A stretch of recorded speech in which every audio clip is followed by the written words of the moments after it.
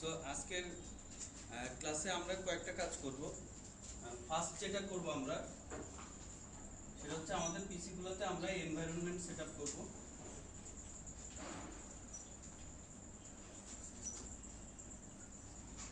তো environment setup করার পাশাপাশি এনভায়রনমেন্ট সেটআপ করার জন্য যে টুলগুলো আছে এই টুলগুলো সম্পর্কে আমরা কিছু আইডিয়া নিব, ঠিক আছে?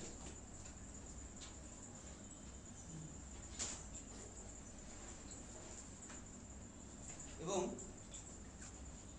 টুলগুলো সেটআপ করা ঠিক আছে কিনা সেটা চেক করার জন্য আমরা একটা simple hello world project create করব।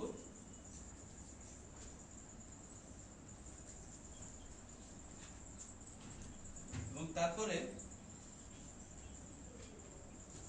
আমরা প্রজেক্টের স্ট্রাকচার বা বিভিন্ন ফাইল যেগুলো ক্রিয়েট হচ্ছে বা যেসব ফাইল আমাদের ক্রিয়েট করা দরকার হবে, যেই ইয়েতে আমরা কাজ করব, যে এনভায়রনমেন্টে, সেটার বিভিন্ন স্ট্রাকচার এগুলো নিয়ে ডিসকাস করব, অর্থাৎ প্রজেক্ট স্ট্রাকচার।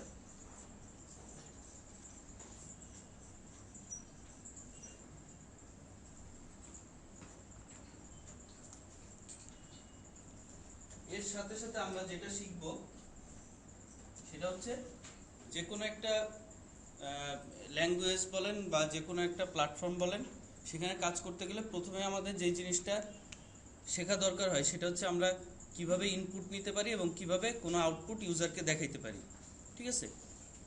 অর্থাৎ আমরা শিখব how to input plus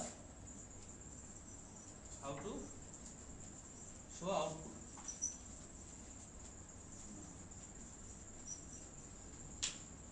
basically আমরা আজকে এই কয়েকটা জিনিস কভার করার চেষ্টা করব।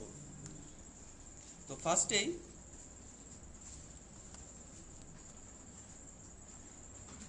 আমি একটু পুরানো কিছু কথাবার্তা আমি এখানে রিপিট করব। তো এর মধ্যে যেটা যে প্রথমে আমরা অ্যান্ড্রয়েডের আর্কিটেকচার সম্পর্কে সেদিন খুব সামান্য কিছু কথাবার্তা বলছিলাম, হ্যাঁ, মানে একটা হাই লেভেল একটা ভিউ নেওয়ার চেষ্টা করছিলাম। সেই জিনিসটা আমি একটু রিপিট করতেছি। সেটা হচ্ছে যে আমরা বেসিক্যালি কাজ করব হচ্ছে জাভা প্রোগ্রামিং ল্যাঙ্গুয়েজ ইউজ করব এবং আমরা অ্যান্ড্রয়েডের এসডিকেটা ইউজ করব। তো অ্যান্ড্রয়েড এসডিকের সাথে আমরা আগের দিন দেখছি যে এখানে এসডিকের সাথে আমরা কিছু জিনিস পাচ্ছি। সেটা হচ্ছে একটা কম্পাইলার পাচ্ছি, একটা ডিবাগার পাচ্ছি এবং ডিভাইস সিমুলেটর পাচ্ছি এবং যে ভার্চুয়াল মেশিন, অর্থাৎ জাভা ভার্চুয়াল মেশিন না, সেই জায়গায় ডেলভিক ভার্চুয়াল মেশিন অ্যাপ্লিকেশনগুলো রান করার জন্য এই ভার্চুয়াল মেশিনটা আমরা পাচ্ছি। তো এবং এই এসডিকে এর মধ্যে এসডিকে আমাদের এরকম একটা এনভায়রনমেন্ট দিচ্ছে যেখানে একেবারে লোয়ার লেভেলে আছে লিনাক্সের কার্নেল এবং তার উপরে মিডলওয়্যার হিসেবে দুইটা লেয়ার আছে, সেটা হচ্ছে অ্যাপ্লিকেশন ফ্রেমওয়ার্ক এবং কতগুলো লাইব্রেরিজ। তো এই লাইব্রেরিজগুলো আমরা আস্তে আস্তে কিছু কিছু লাইব্রেরি ইউজ করা শিখবো পরবর্তীতে, এবং অ্যাপ্লিকেশন ফ্রেমওয়ার্কের কিছু কিছু কম্পোনেন্ট কিভাবে ইউজ করা হচ্ছে সেরকম কিছু এক্সাম্পলও আমরা পরবর্তী ক্লাসগুলোতে দেখব। আর একেবারে উপরের যে লেয়ারটা আছে অ্যাপ্লিকেশনস, আমরা বেসিক্যালি প্রথম দিকে এই অ্যাপ্লিকেশনস লেয়ারে কিভাবে আমরা অ্যাপ্লিকেশন তৈরি করতে পারি এবং সেই অ্যাপ্লিকেশনগুলোর মানে সেগুলার অ্যানাটমিটা কীরকম সেগুলো বোঝার চেষ্টা করব, ঠিক আছে? তো ইনিশিয়ালি আমাদের প্রোগ্রেস একটু স্লো হবে, কিন্তু পরবর্তীতে আস্তে আস্তে আমরা ফাস্টার আগাবো। তো বেসিক্যালি এই যে আমরা বললাম যে বেসিক জিনিসগুলা, কিভাবে এনভায়রনমেন্ট সেটআপ করব, কি কি টুলস ইউজ করব, বা হ্যালো ওয়ার্ল্ড প্রজেক্ট ক্রিয়েট করব, প্রজেক্টের স্ট্রাকচার সম্পর্কে আইডিয়া নিব, কিভাবে ইউজার আমাদের অ্যাপ্লিকেশনে ইনপুট দিতে পারবে, আউটপুট দেখতে পারবে, এরকম ব্যবস্থা করা যায় সেটা করব। এবং এইগুলোর উপর আইডিয়া নেওয়ার পর আমরা 2 থেকে 3টা ক্লাস আমরা জাভা প্রোগ্রামিং ল্যাঙ্গুয়েজ নিয়ে আমরা একটা রিভিশন দেব। এটা 2টা ক্লাস হবে নাকি 3টা ক্লাস হবে এটা আমরা বুঝতে পারবো যখন আমরা ক্লাস শুরু করব। আমরা আপনাদের ফিডব্যাক অনুসারে যদি আমরা দেখি যে না আমরা খুব ফাস্ট আগাইতে পারতেছি, সেক্ষেত্রে হয়তো 2টা ক্লাসের মধ্যে শেষ হয়ে যাবে, ঠিক আছে? তো আমরা চলে যাই। তো আমরা আজকে আপনারা যে একটা ফোল্ডার আপনাদের সবার পিসিতে দিয়ে দেওয়া আছে এবং প্লাস যারা ল্যাপটপ নিয়ে আসছেন তারা মোটামুটি কপি করে নিছেন, যেটা অ্যান্ড্রয়েড টুলস নামে একটা ফোল্ডার।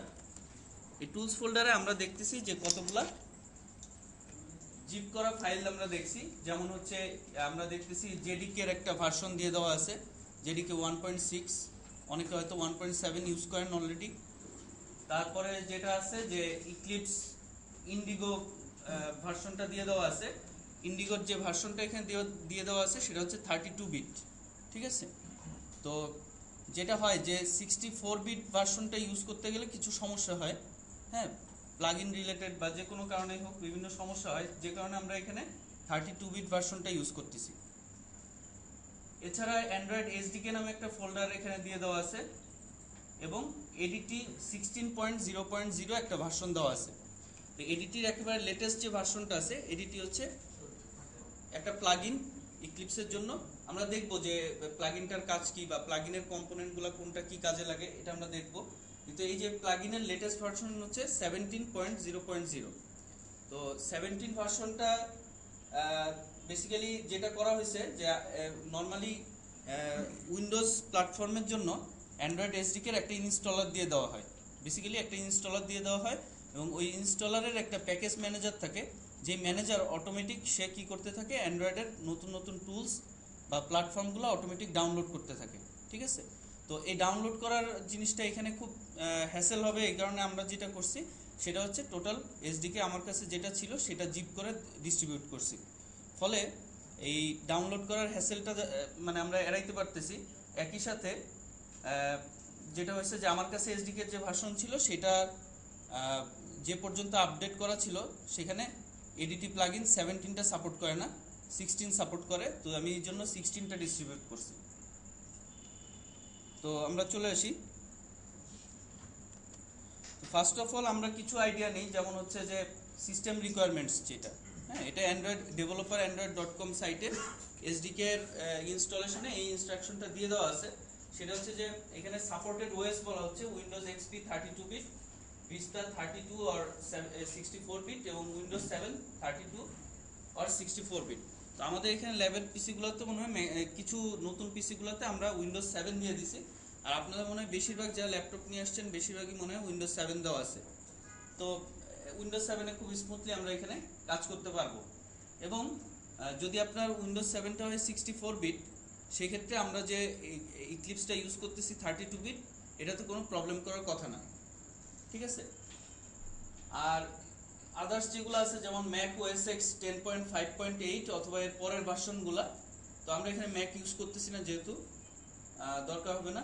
এছাড়া আপনার অনেকে আছে যে উবুন্টু ইউজ করেন বা লিনাক্স ইউজ করেন, তাদের ক্ষেত্রে একটু কষ্ট করে এসডিকে ডেভেলপার সাইট থেকে ইনস্ট্রাকশনগুলো দেখে নিতে হবে বেসিক্যালি আলাদাভাবে। সেক্ষেত্রে যেটা হয় যে ইক্লিপসের নর্মাল ইক্লিপসের যে লিনাক্স ভার্সন সেটা ডাউনলোড করে নিতে হবে এবং এসডিকের যে ভার্সন আছে আলাদা জিপ করা ডেভেলপার সাইটে সেটা ডাউনলোড করে নিতে হবে। আর সেটিংস করা বা কনফিগার করা এটা মোটামুটি সব প্ল্যাটফর্মেই সেম ইনস্ট্রাকশন। আর এখানে নিচে ইক্লিপস আইডি সম্পর্কে কিছু কথা বলা হয়েছে, কারণ আপনারা ইক্লিপসের বিভিন্ন ভার্সনে বিভিন্ন জায়গায় হয়তো বিভিন্ন ভার্সন অ্যাভেলেবল পাবেন, হ্যাঁ। সো শুধু ইন্ডিগো না, দেখা যাচ্ছে যে গ্যানিমেট থেকে শুরু করে ইক্লিপসের বেসিক্যালি অনেকগুলো ভার্সন আছে, যেমন গ্যানিমেট, গ্যালিলিও, হ্যাঁ, তারপরে হেলিওস, হ্যাঁ, এবং লাস্ট ভার্সন যেটা সেটা হচ্ছে ইন্ডিগো। তো গ্যানিমেটের পরে মনে হচ্ছে গ্যালিলিও। তো গ্যানিমেট থেকে শুরু করে যে কোনো ভার্সনে আমরা বেসিক্যালি কাজ করতে পারবো, যদিও অনেক ক্ষেত্রে নতুন প্লাগইনগুলা গ্যালিলিও গ্যানিমেটের ক্ষেত্রে হয়তো কাজ করবে না, ঠিক আছে। নতুন এসডিকে এর যে প্লাগইন সেটা হয়তো গ্যানিমেটে কাজ করবে না। জেডিকে 1.5 অথবা 1.6 আমরা ইউজ করব, যদিও 1.6 ইউজ করাটা হচ্ছে বেটার। এর কারণ হচ্ছে 1.6 এ আর 1.5 থেকে 1.6 এ একটা ইয়ে আছে, মানে সিগনিফিকেন্ট কিছু চেঞ্জ আছে। যেমন এরকম কোনো চেঞ্জের কথা কি কেউ বলতে পারবেন? জি, ট্রান্সপারেন্ট উইন্ডোটা ভার্সন 1.6 এ अवेलेबल করা আছে। আচ্ছা, ওইটা মনে হয় এডব্লিউটি। হ্যাঁ, তো এডব্লিউটিটা আমাদের দরকার হবে না। তো আমি এটা সিগনিফিকেন্ট একটা চেঞ্জের কথা বলতে পারি, সেটা হচ্ছে যে অ্যানোটেশন ইউজ করা। সেই অ্যানোটেশনটা কি, যেমন আমরা অনেক মেথড কি করি, ওভাররাইড করি, ঠিক আছে। ওভাররাইড করতে গেলে অনেক ক্ষেত্রে আমাদের মেথডের উপরে @ওভাররাইড এই কথাটা লিখে দেওয়া হয়। তো এটা লেখার কারণে যে সুবিধাটা হয় সেটা হচ্ছে, আপনি যদি কোনো একটা মেথডকে, প্যারেন্ট ক্লাসের কোনো মেথডকে, আপনাদের যদি জিনিসটা ক্লিয়ার না হয় পরবর্তীতে আমরা আবার ডিসকাস করবো এটা, বাট আমি এখন বলে রাখতেছি। আপনারা হয়তো সার্চ দিয়েও দেখতে পারেন জিনিসটা, নেট থেকে একটু পড়ালেখা করে দেখতে পারেন। তো সেটা হচ্ছে যে আপনি যদি ওভাররাইড অ্যানোটেশন দিয়ে একটা মেথডকে ওভাররাইড করেন, সেক্ষেত্রে ওই মেথডটা যদি প্যারেন্ট ক্লাসের যে মেথডটাকে ওভাররাইড করা হচ্ছে সেটার সাথে সিগনেচার ম্যাচ না করে, তাহলে কম্পাইলার একটা এরর জেনারেট করে, ঠিক আছে। সো ওই এরর দেখে আপনি বুঝতে পারবেন আপনার কি সমস্যা হচ্ছে। সো আপনি সেই অনুযায়ী আপনার ওভাররাইড করা মেথডটার সিগনেচারটা ঠিক করতে পারবেন, ঠিক আছে। তো এখানে দেখা যাচ্ছে যে কম্পাইল টাইমে আপনি কিছু সমস্যা সলভ করতে পারতেছেন, অথচ যদি ওইটা ঠিকমতো ওভাররাইড না হতো, অ্যানোটেশন দেওয়া না থাকতো, তাহলে যেটা হতো আপনার মেথডটা হয়তো ঠিকমতো ওভাররাইড করা হতো না। তো অ্যান্ড্রয়েডে দেখা যাবে যে আমরা প্রচুর মেথড ওভাররাইড করতেছি, প্রচুর কলব্যাক মেথড ওভাররাইড করতেছি। এখন কলব্যাক মেথডগুলো কি? কলব্যাক মেথডগুলো হচ্ছে কোনো একটা ইভেন্টের এগেনস্টে যে মেথডগুলো অটোমেটিক কল হয়। তো ওই মেথডগুলো যদি আমরা ঠিকমতো ওভাররাইড না করি, সেক্ষেত্রে সমস্যা হয় যেটা, ওই ইভেন্টের এগেনস্টে আপনি চিন্তা করতেছেন ওই মেথডটা রান করার কথা, কিন্তু রান করবে না, ঠিক আছে। আমরা এই জিনিসগুলো যখন আমরা কোড করতে যাব তখন আস্তে আস্তে ক্লিয়ার করব, সমস্যা হবে না। তো মূল কথা এটা হচ্ছে যে 1.6 ভার্সনটা ইউজ করা বেটার, 1.7ও করতে পারেন। আচ্ছা, তো এই হচ্ছে তিনটা টুল আমরা যেগুলো ইউজ করব, জেডিকে, ইক্লিপস এবং হচ্ছে অ্যান্ড্রয়েড এসডিকে প্লাস এডিটি।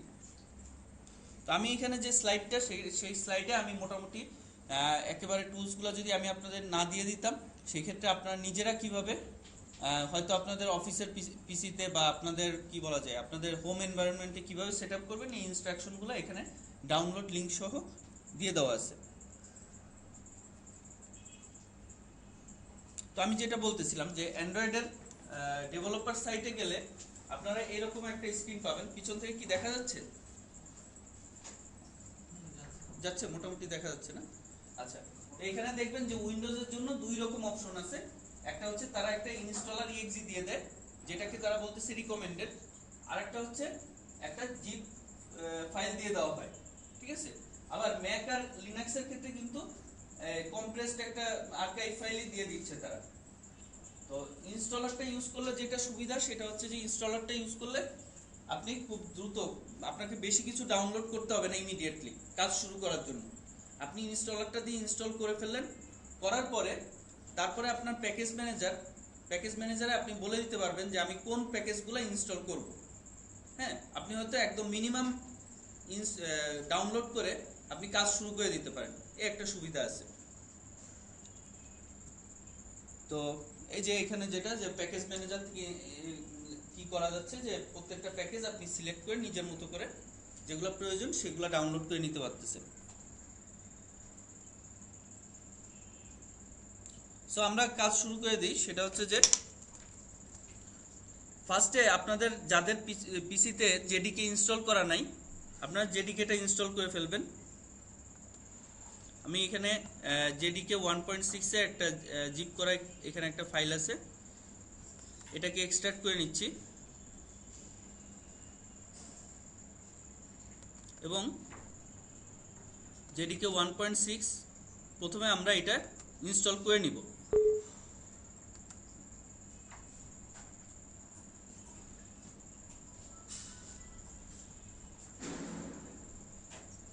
তো আমার এখানে অলরেডি জেডিকে 1.6 ইনস্টল করা আছে। সো এই কারণে এখানে বলতেছে this software has already been installed on your computer, ঠিক আছে। তো আমরা এটা ইনস্টল করে নিই।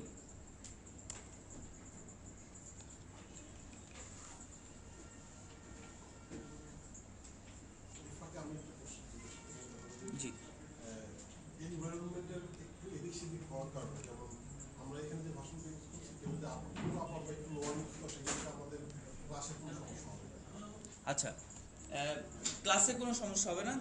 যদি যেমন এদিক ওদিক হওয়ার মধ্যে যেটা হইতে পারে, আপনি ইক্লিপসের ডিফারেন্ট ভার্সন ইউজ করতে পারেন, অথবা আপনি কি করতে পারেন যে এডিটি প্লাগইনের ডিফারেন্ট ভার্সন ইউজ করতে পারেন, একেবারে লেটেস্ট ভার্সন ইউজ করতে পারেন, অথবা যেটা করতে পারেন আপনি অ্যান্ড্রয়েড এসডিকে একেবারে টোটাল আপডেটেড সব টুলস সহ আপনি ইউজ করতে পারেন। সেক্ষেত্রে আমাদের কাজ করতে বা ডেভেলপমেন্টে কোনো ধরনের সমস্যা হবে না। তবে একটা জিনিস, যেটা এডিটি প্লাগইন আমি এর আগে যেটা ইউজ করতাম সেটা অনেক পুরানো ভার্সন ছিল। সেই ক্ষেত্রে ইক্লিপসের যে এনভায়রনমেন্টটা ছিল বিভিন্ন ফাইল এডিট করার, সেখানে কিছু কিছু জিনিসপত্র একটু অন্যরকম ছিল। এর ফলে যেটা হচ্ছে যে আমার স্লাইডগুলোতে হয়তো কিছু কিছু স্ক্রিনশট পাবেন যেগুলো প্রিভিয়াস এডিটি প্লাগইনের মতো করে। তো আমরা চেষ্টা করবো ওগুলো একটু আপডেট করে দেওয়ার, বাট ডেভেলপমেন্টের জন্য বা আমাদের ক্লাসের জন্য এটা কোনো প্রবলেম ক্রিয়েট করবে না। তো আমরা ফার্স্টে সবার আগে জেডিকে ইনস্টল করতেছি।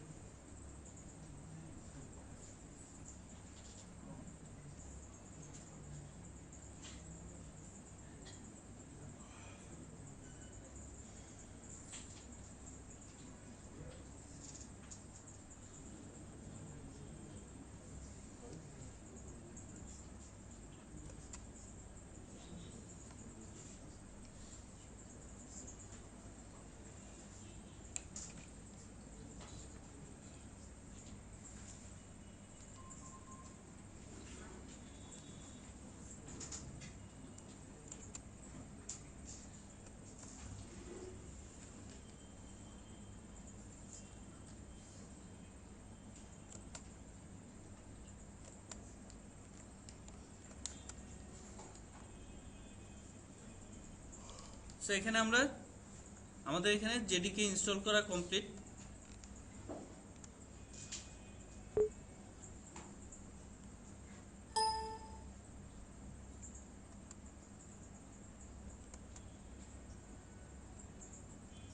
সো নেক্সট স্টেপে আমরা যেটা করব সেটা হচ্ছে আমাদের ইক্লিপস যে ভার্সনটা আমি এখানে দিয়ে দিছি সেই ভার্সনটা আমরা এখানে এক্সট্রাক্ট করব।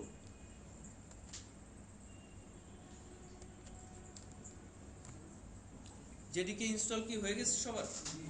ওকে। তো এখানে ইক্লিপস সম্পর্কে আমরা একটু বলি যে ইক্লিপসের যে ভার্সনটা আমরা ইউজ করতেছি এখানে বেসিক্যালি এটা একটা স্ট্যান্ডঅ্যালোন ভার্সন এবং পোর্টেবল ভার্সন। স্ট্যান্ডঅ্যালোন এবং পোর্টেবল ভার্সন বলতে আমরা যেটা বোঝাচ্ছি যে এটা ইনস্টল করা দরকার হয় না, এটা আমরা সরাসরি এদের যে ইএক্সি ফাইলটা আছে এটা রান করলে আমাদের মানে এটা রান করলেই কাজ করবে। সো আমরা eclipse, Java, Indigo, SR2, Win32 এই ফোল্ডারের মধ্যে যদি যাই, এক্সট্রাক্ট করা ফোল্ডারের মধ্যে ইক্লিপস, এবং তার মধ্যে দেখব ইক্লিপস ইএক্সি একটা ফাইল এখানে আছে। এটাকে আমরা হয়তো বারবার এখানে ঢোকার বদলে আমরা হয়তো স্টার্ট মেনুতে বা টাস্ক বারে কোথাও এটা পিন করে রেখে দিতে পারি সুবিধার জন্য। এবং এখান থেকে আমরা ইক্লিপসটাকে লঞ্চ করব।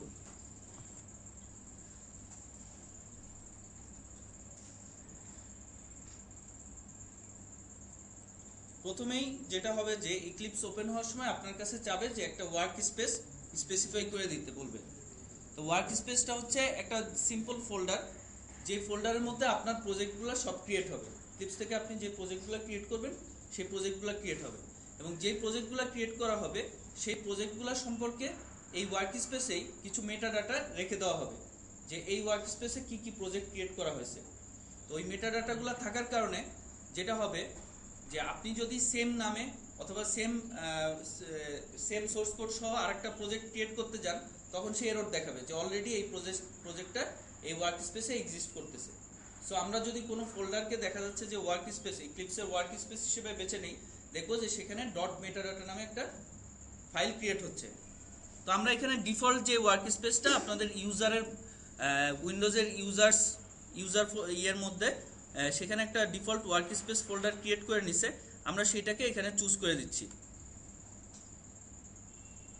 অথবা আপনারা যেটা করতে পারেন, অন্য যে কোনো ড্রাইভে আপনাদের অ্যান্ড্রয়েড ওয়ার্ক স্পেস আলাদাভাবে একটা ফোল্ডার ক্রিয়েট করে সেটা শো করে দিতে পারেন।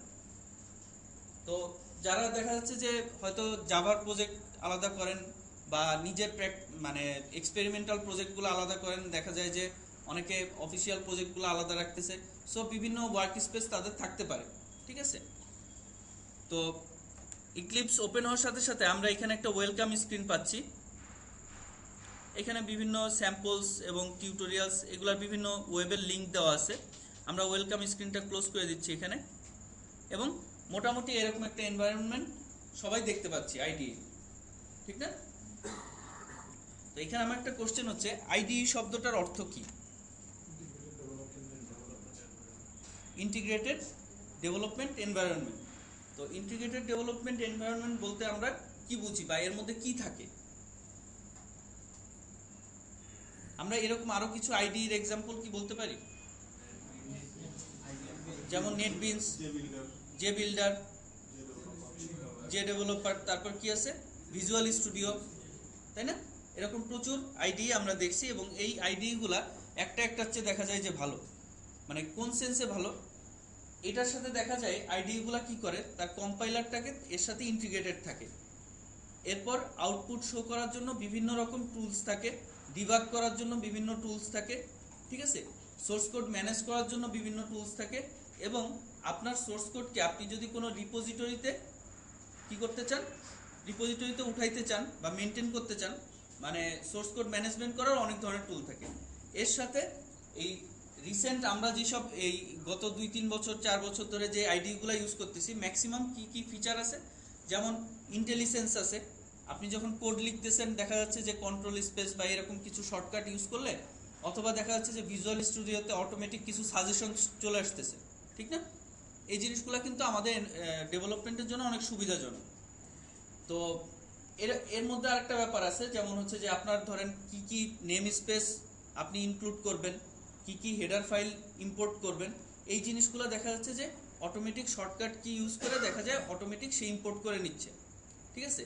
এবং আমরা প্রিভিয়াসলি একেবারে অনেক আগে যখন বিভিন্ন অন্য ইয়েগুলা ইউজ করতাম, এডিটরগুলো ইউজ করতাম, যেমন জে ক্রিয়েটর, অথবা মানে জে ক্রিয়েটরের অনেক আগের ভার্সন, অথবা কাওয়া প্রো, এগুলা ইউজ করার সময় আমরা কিছু দেখতাম যে একবার কম্পাইল করতে হয়, বিল্ড করতে হয়, তারপর হচ্ছে রান করতে হয়।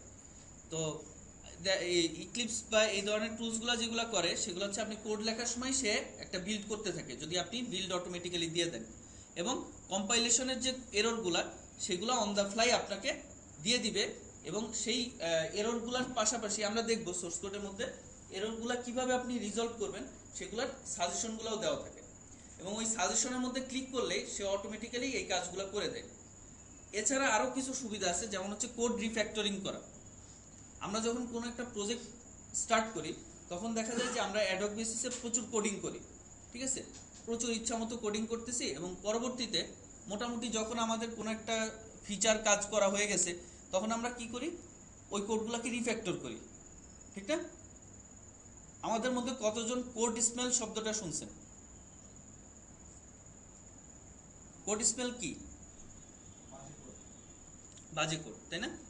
অর্থাৎ মানে কোড দেখে আমার সন্দেহ হচ্ছে, মানে ওই কোড থেকে আমি কোনো গন্ধ পাচ্ছি, স্মেল পাচ্ছি, যে এই কোডটা পরবর্তীতে প্রবলেম ক্রিয়েট করতে পারে, ঠিক আছে।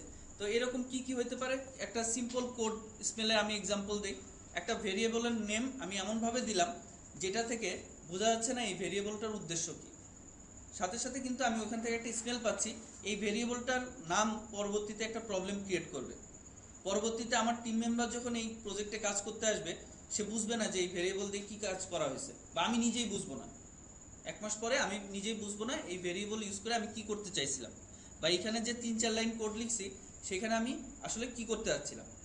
এরকম কোড স্মেল আরও হতে পারে, যেরকম কি হতে পারে, আমি একটা বিশাল ক্লাস ডিজাইন করলাম যেখানে প্রচুর মেথড, মানে যত মেথড আছে যত কিছু আছে সব ফিচার আমি এক ক্লাসের মধ্যে ঢুকাই ফেললাম। অথবা কি হতে পারে, একটা মেথড এমন হতে পারে যে সেটা 40-50-100 লাইনের একটা মেথড লিখে ফেললাম। তো এই ধরনের কোডগুলো দেখলে আমরা বুঝতে পারি কি যে এখানে এই কোডগুলো পরবর্তীতে সমস্যা ক্রিয়েট করবে। আবার অনেক জায়গায় আমরা দেখতে পারতেছি যে একই কোড বারবার কপি পেস্ট করে করা হচ্ছে, ঠিক আছে। তো এরকম বিভিন্ন প্রায় 40টার মতো কোড স্মেলের আছে, আপনারা উইকিপিডিয়াতে কোড স্মেল সম্পর্কে একটু দেখে রাখবেন। এটা আপনাদের পরবর্তী ডেভেলপমেন্টের লাইফে যে কোনো জায়গায় কাজ করেন না কেন আপনাদের এই জিনিসগুলা, এই আইডিয়াটা কাজে লাগবে। আচ্ছা, তো আমরা জি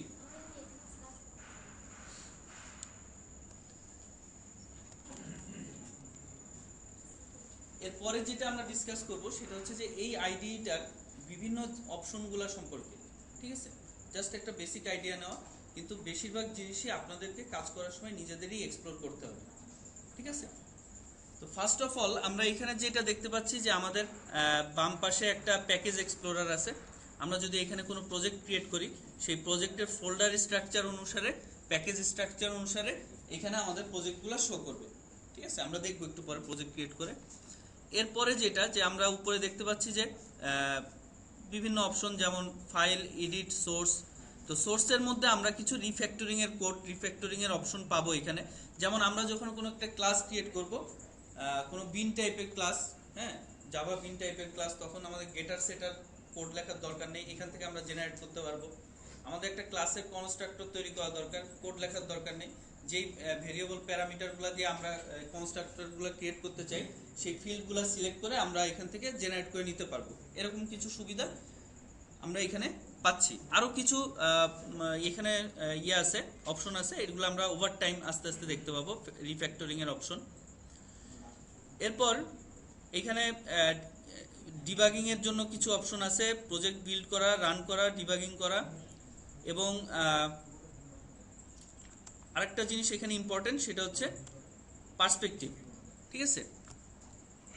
এখানে আমরা বাই ডিফল্ট এই যে ভিউটা দেখতে পাচ্ছি, বা এই যে এখানে বিভিন্ন আইডির বিভিন্ন কম্পোনেন্টগুলো দেখতে পাচ্ছি, এগুলা বেসিক্যালি হচ্ছে জাভা পার্সপেক্টিভের, ঠিক আছে।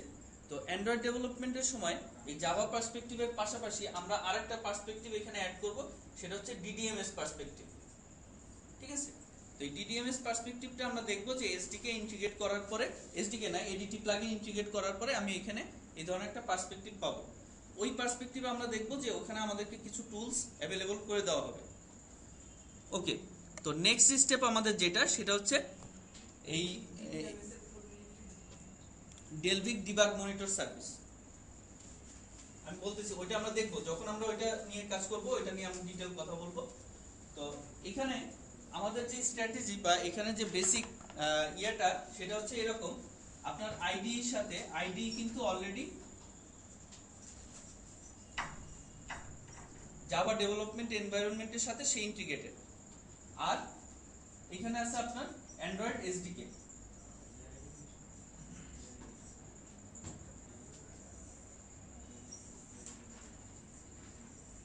ঠিক আছে। তো অ্যান্ড্রয়েড এই আইডি ছাড়া, হ্যাঁ, শুধুমাত্র অ্যান্ড্রয়েড এসডিকে দিয়েও কিন্তু আমরা প্রজেক্ট ক্রিয়েট করে কাজ করতে পারি, ঠিক আছে। কিন্তু আমরা আমাদের সুবিধার জন্য আইডিটা ইউজ করি, এবং এই যে এসডিকে এবং এই আইডি, এই দুইটাকে ইন্টিগ্রেট করার জন্য কি করব আমরা, ADT plugin, Android development tools plugin, এই জিনিসটাকে আমরা এখানে ইনস্টল করব। তো এডিটি প্লাগইনটা আমরা কিভাবে ইনস্টল করব, বা এডিটি প্লাগইনে কি কি ফিচার দেওয়া হয়, এটা নিয়ে আমরা নেক্সট দেখব। তো এডিটি প্লাগইন ইনস্টল করার জন্য আমরা ফার্স্ট যেটা করব, আমরা এখানে উপরের মেনু থেকে হেল্প মেনুতে যাব। হেল্প মেনু থেকে আমরা এখানে একটা অপশন পাবো, ইনস্টল নিউ সফটওয়্যার, ঠিক আছে। তো ইনস্টল নিউ সফটওয়্যার অপশনে যদি আমরা যাই, এরকম একটা উইন্ডো এখানে আমরা পাবো।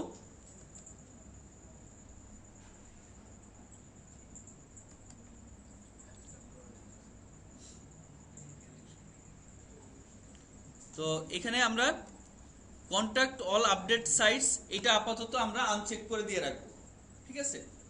যেহেতু আমরা এখানে নেট কানেকশনের দরকার নাই বা নেট কানেকশনের আপডেট সাইটগুলোর সাথে কন্ট্যাক্ট করার দরকার নাই, সো এখানে যে অপশনটা আছে contact all update sites during install to find required software, ঠিক আছে। কারণ আমরা অফলাইন ইনস্টল করব, ঠিক আছে। কারণ দেখা যায় কি যে ওই এডিটি প্লাগইনটা আমরা যদি নেট থেকে ইনস্টল করতে যাই সেক্ষেত্রে 6 মেগাবাইট বা 7 মেগাবাইট একটা ফাইল ডাউনলোড হবে। তার চেয়ে বেটার এখানে ফাস্টার করার জন্য আমরা অফলাইন ভার্সনটা ইউজ করতেছি। তো এখানে অলরেডি কি কি প্লাগইন ইনস্টল করা আছে এটা দেখার জন্য এখানে একটা লিংক আছে অলরেডি ইনস্টল। তো অলরেডি ইনস্টলডে এখানে আমরা দেখতেছি শুধুমাত্র eclipse ID for Java developers এই প্লাগইনটা ইনস্টল করা আছে, আর কিছু ইনস্টল করা নেই।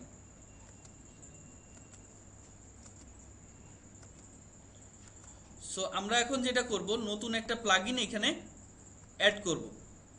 এই অ্যাডের অপশনের মধ্যে দেখা যাচ্ছে যে এখানে আমাদের একটা নাম দিতে হবে এবং প্লাগইনের লোকেশন বলে দিতে হবে। তো যদি আমরা অনলাইন থেকে ইনস্টল করি সেক্ষেত্রে ডেভেলপার সাইটে একটা লিংক আছে, সেই লিংকটা আমরা এখানে দিয়ে দেওয়ার কথা এবং উপরে প্লাগইনটা একটা নাম দিয়ে দিব। তো ওই ইনস্ট্রাকশনটা আমি যে স্লাইডটা দিয়ে দিব ওইখানে আছে, ওইখান থেকে আপনারা ফলো করতে পারেন। আপাতত আমরা যেটা করব আমরা প্লাগইনের একটা নাম দিচ্ছি এখানে এডিটি প্লাগইন, এবং আমরা একটা আর্কাইভ ফাইল যেটা আপনারা দেখছেন যে এডিটি 16.0.0 একটা ফাইল আপনাদের দিয়ে দিছি, সেই ফাইলটা এখান থেকে চুজ করে দেব।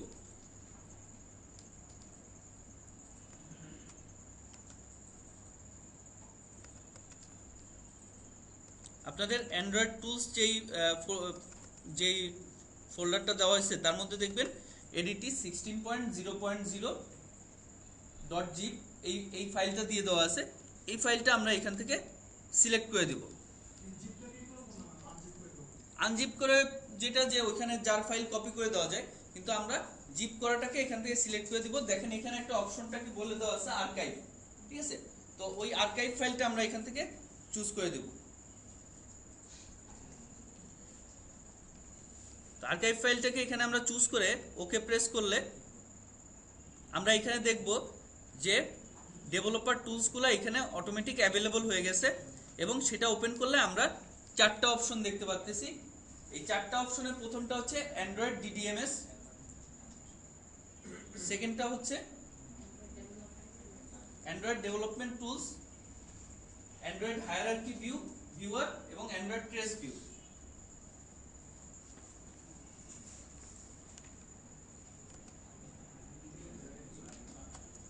এই যে চারটা অপশন আসছে, এই চারটা অপশন এটা ইনস্টল করার পর আমরা দেখতে পাবো এই চারটা অপশনের ইম্প্যাক্টটা কি হচ্ছে আইডির উপরে। ফার্স্টে আমরা দেখতেছি অ্যান্ড্রয়েড ডিডিএমএস। তো ডিডিএমএস বেসিক্যালি আপনারা যদি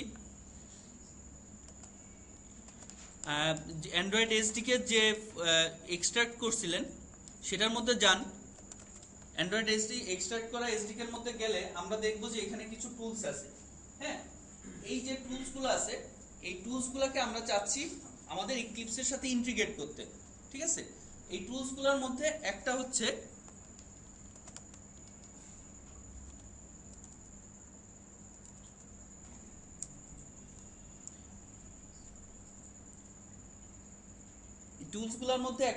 এভিডি ম্যানেজার, আরেকটা হচ্ছে এসডিকে ম্যানেজার। এবং আমরা যদি টুলস ফোল্ডারের মধ্যে যাই এখানে দেখবো যে প্রচুর টুলস এখানে দিয়ে দেওয়া আছে, যেমন সিকিউএল লাইট, তারপরে হায়ারার্কি ভিউয়ার, তারপরে ইমুলেটর, তারপরে ডিডিএমএস, এপিকে বিল্ডার, এরকম অনেকগুলো টুলস কিন্তু এর মধ্যে দিয়ে দেওয়া আছে। যে টুলসগুলো ইউজ করে আপনি ইক্লিপস ছাড়াও আসলে ডেভেলপমেন্ট করতে পারবেন। কিন্তু এই টুলসগুলো কখন কি ইউজ করতে হবে এটা নিয়ে হয়তো মানে এটা একটা এই টুলসগুলো ওইভাবে ইউজ করাটা একটু লেংদি প্রসেস। তার চেয়ে যেটা বেটার আমরা ইক্লিপসের মধ্যে থেকে ইউজ করব, এবং সেই কাজটা করার জন্য এডিটি প্লাগইন এই টুলসগুলোকে আমাদের ইক্লিপসের সাথে ইন্টিগ্রেট করে দিবে। যেমন আমরা ওইখানে দেখছিলাম টুলস একটা ডিডিএমএস, তারপরে আমরা দেখছিলাম হায়ারার্কি ভিউয়ার, তারপরে ট্রেস ভিউ এবং অ্যান্ড্রয়েড ডেভেলপমেন্ট টুলস। এরা যেটা করবে আমরা যখন ইউআই ডিজাইন করব, ইউআই ডিজাইনের জন্য একটা এনভায়রনমেন্ট দিবে যেখানে আমরা গ্রাফিক্যালি ড্র্যাগ অ্যান্ড ড্রপ করে অনেক কাজই করে ফেলতে পারবো, ঠিক আছে।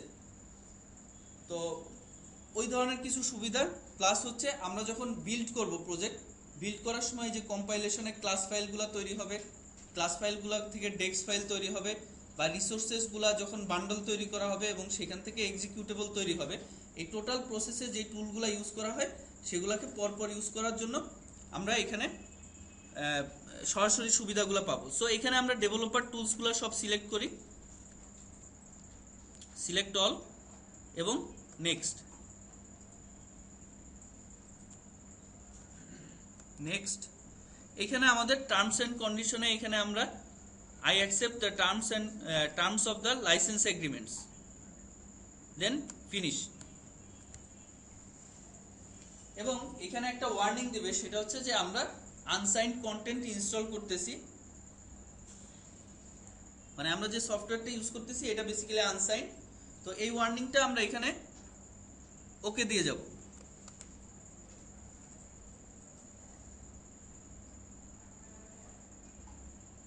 এবং ইনস্টলেশন শেষে আমরা ইক্লিপসটাকে একবার রিস্টার্ট করব।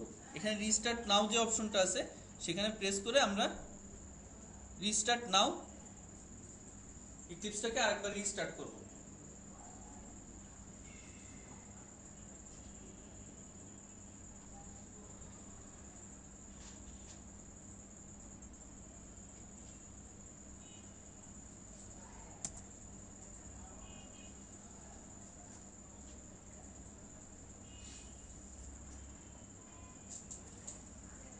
ইক্লিপস রিস্টার্ট করার সাথে সাথে আমরা কয়েকটা জিনিস দেখতেছি, যেমন হচ্ছে আমাদের উপরের টুলবারে কয়েকটা নতুন আইটেম এখানে অ্যাড হয়েছে, যেমন অ্যান্ড্রয়েড এসডিকে ম্যানেজার, ঠিক না? নেক্সট হচ্ছে অ্যান্ড্রয়েড এবিডি ম্যানেজার বা ভার্চুয়াল ডিভাইস ম্যানেজার। তারপরে লিঙ্ক টুলটাকে এখানে ইন্টিগ্রেট করা হয়েছে।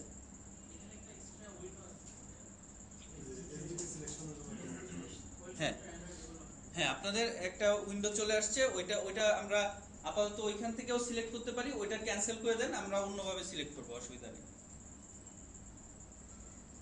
ওখান থেকেও সিলেক্ট করে দিতে পারি আমরা বেসিক্যালি। তো এই পর্যন্ত যাওয়ার পরে আমরা নেক্সট যেটা, যে এগুলা যদি ওপেন করতে যাই, এখানে আমরা দেখব যে সে ইনস্টল প্যাকেজগুলো আমাদেরকে শো করতেছে। এসডিকে ম্যানেজার যদি আমরা ওপেন করি, এসডিকে ম্যানেজারটা ওপেন করলে আমরা দেখব যে এখানে আমাদের যেই টুলসগুলো ইনস্টল করা আছে সেই ইনস্টল টুলসগুলোর একটা লিস্ট শো করতেছে। প্লাস সে রিপোজিটরি থেকে অ্যান্ড্রয়েড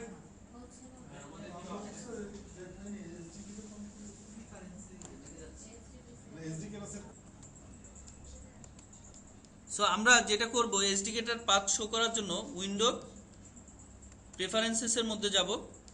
প্রেফারেন্সের মধ্যে আমরা অ্যান্ড্রয়েড যে অপশনটা আছে এই অ্যান্ড্রয়েড অপশন থেকে পাথটা শো করে দেব,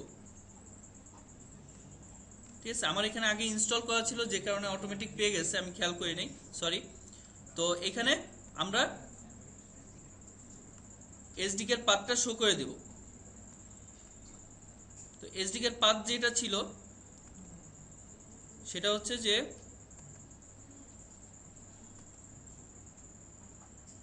Android tools, Android SDK, Android SDK path এখানে আমরা সিলেক্ট করে দিচ্ছি, দিয়ে অ্যাপ্লাই দিচ্ছি।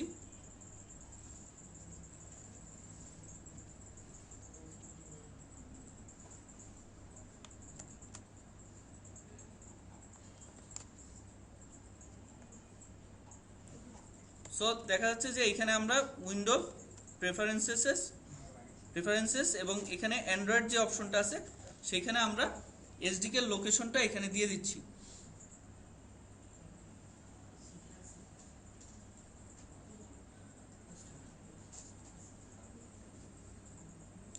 এটা কি হয়েছে সবার? ওকে, জি। এখানে আমাদের এসডিকে সেটআপ কমপ্লিট। তো এখন আমরা যদি আবার এসডিকে ম্যানেজারটা ওপেন করি এখন, তাহলে মানে আমরা পাবো।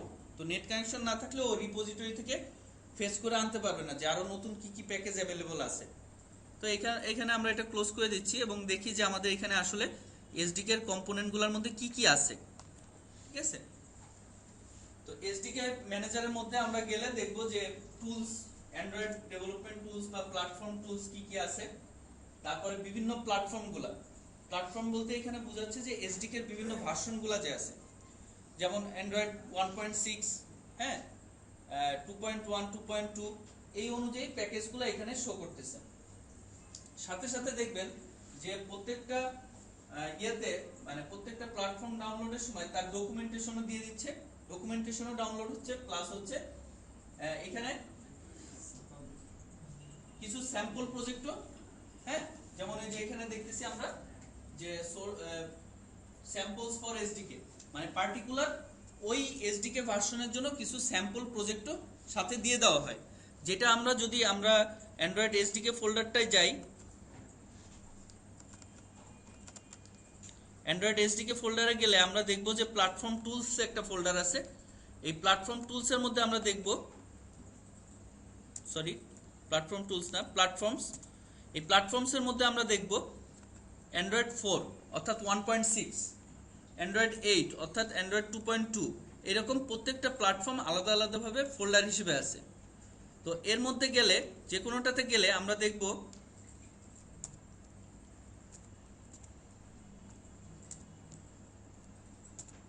যে প্রত্যেকটাতে মোটামুটি একটা অ্যান্ড্রয়েড ডট জার ফাইল থাকবে, এসডিকে এর ওই ভার্সনের কিছু প্রপার্টিজ থাকবে, এরকম কিছু ফাইল সেখানে দিয়ে দেওয়া আছে। আবার স্যাম্পলস এর মধ্যে যদি আমরা যাই, প্রত্যেকটা প্ল্যাটফর্মের জন্য করেসপন্ডিং কিছু স্যাম্পল প্রজেক্ট এখানে দিয়ে দেওয়া আছে প্রত্যেকটা প্ল্যাটফর্মের জন্য। আমরা এই আমাদের হ্যালো ওয়ার্ল্ড পর্যায়ে পার হয়ে গেলে তারপর আমাদের হয়তো আমরা যখন বাসায় কাজ করব বা নিজেরা কিছু এক্সপেরিমেন্ট, কিছু রিসার্চ করব, তখন আমাদের কাজ হবে এই স্যাম্পল প্রজেক্টগুলো একটু রান করে দেখার চেষ্টা করা, এবং রান করার সময় এই সোর্স কোডগুলো দেখা যে ওরা সোর্স কোডের মধ্যে কিরকম স্টাইলে কাজগুলো করে, বা ওই কোড ব্লকগুলো আমরা ইচ্ছা করলে আমাদের প্রজেক্টে কিভাবে ইউজ করতে পারি, এগুলো নিয়ে আমরা কিছু টুকটাক এক্সপেরিমেন্ট নিজেরা করব। এটা স্যাম্পলস, অ্যান্ড্রয়েড এসডিকে এর ভিতরে স্যাম্পলস একটা ফোল্ডার আছে। হ্যাঁ, শুধু স্যাম্পলস, অ্যান্ড্রয়েড এসডিকে স্যাম্পলস নামে একটা ফোল্ডার আছে। ওই স্যাম্পলস ফোল্ডারে প্রত্যেকটা পার্টিকুলার এসডিকে ভার্সনের জন্য কিছু প্রজেক্ট দিয়ে দেওয়া আছে, এবং এগুলো খুব হেল্পফুল আর কি, যে এগুলার কোড ইউজ করে দেখা যায় যে অনেক সুন্দর সুন্দর প্রজেক্ট মানে তৈরি করে ফেলা যায়। ঠিক আছে, আচ্ছা, তো আরেকটা জিনিস যেটা আমরা দেখতেছিলাম সেটা হচ্ছে যে এবিডি ম্যানেজার বা অ্যান্ড্রয়েড ভার্চুয়াল ডিভাইস ম্যানেজার। এটা যদি আমরা ওপেন করি, আমার অলরেডি এখানে দুইটা এবিডি ক্রিয়েট করা আছে। আমরা এখন যেটা করব, একটা এবিডি ক্রিয়েট করব এবং সেই এবিডিটার বিভিন্ন প্রপার্টিজ সম্পর্কে আইডিয়া নিব। ঠিক আছে, সো আমরা এখানে যেটা করি, এই অ্যান্ড্রয়েড ভার্চুয়াল ডিভাইস ম্যানেজারের নিউ যে অপশনটা আছে, ক্রিয়েট এ নিউ এবিডি, এখানে প্রেস করি, আমাদের একটা উইন্ডো বা উইজার্ড দিবে এখানে যে আমরা এখানে এবিডি ক্রিয়েট করব বা ইমুলেটর ক্রিয়েট করব। তো এখানে দুইটা জিনিস আছে, সেটা হচ্ছে কনফিউজিং দুইটা ওয়ার্ড আছে, একটা হচ্ছে ইমুলেটর আর একটা হচ্ছে সিমুলেটর। এই দুইটা ওয়ার্ডই তো আমরা শুনছি, ঠিক না? ইমুলেটর আর সিমুলেটর। যেমন আইফোন ডেভেলপমেন্ট যারা করে তারা কিন্তু ইমুলেটর ইউজ করে না, তারা ইউজ করে সিমুলেটর।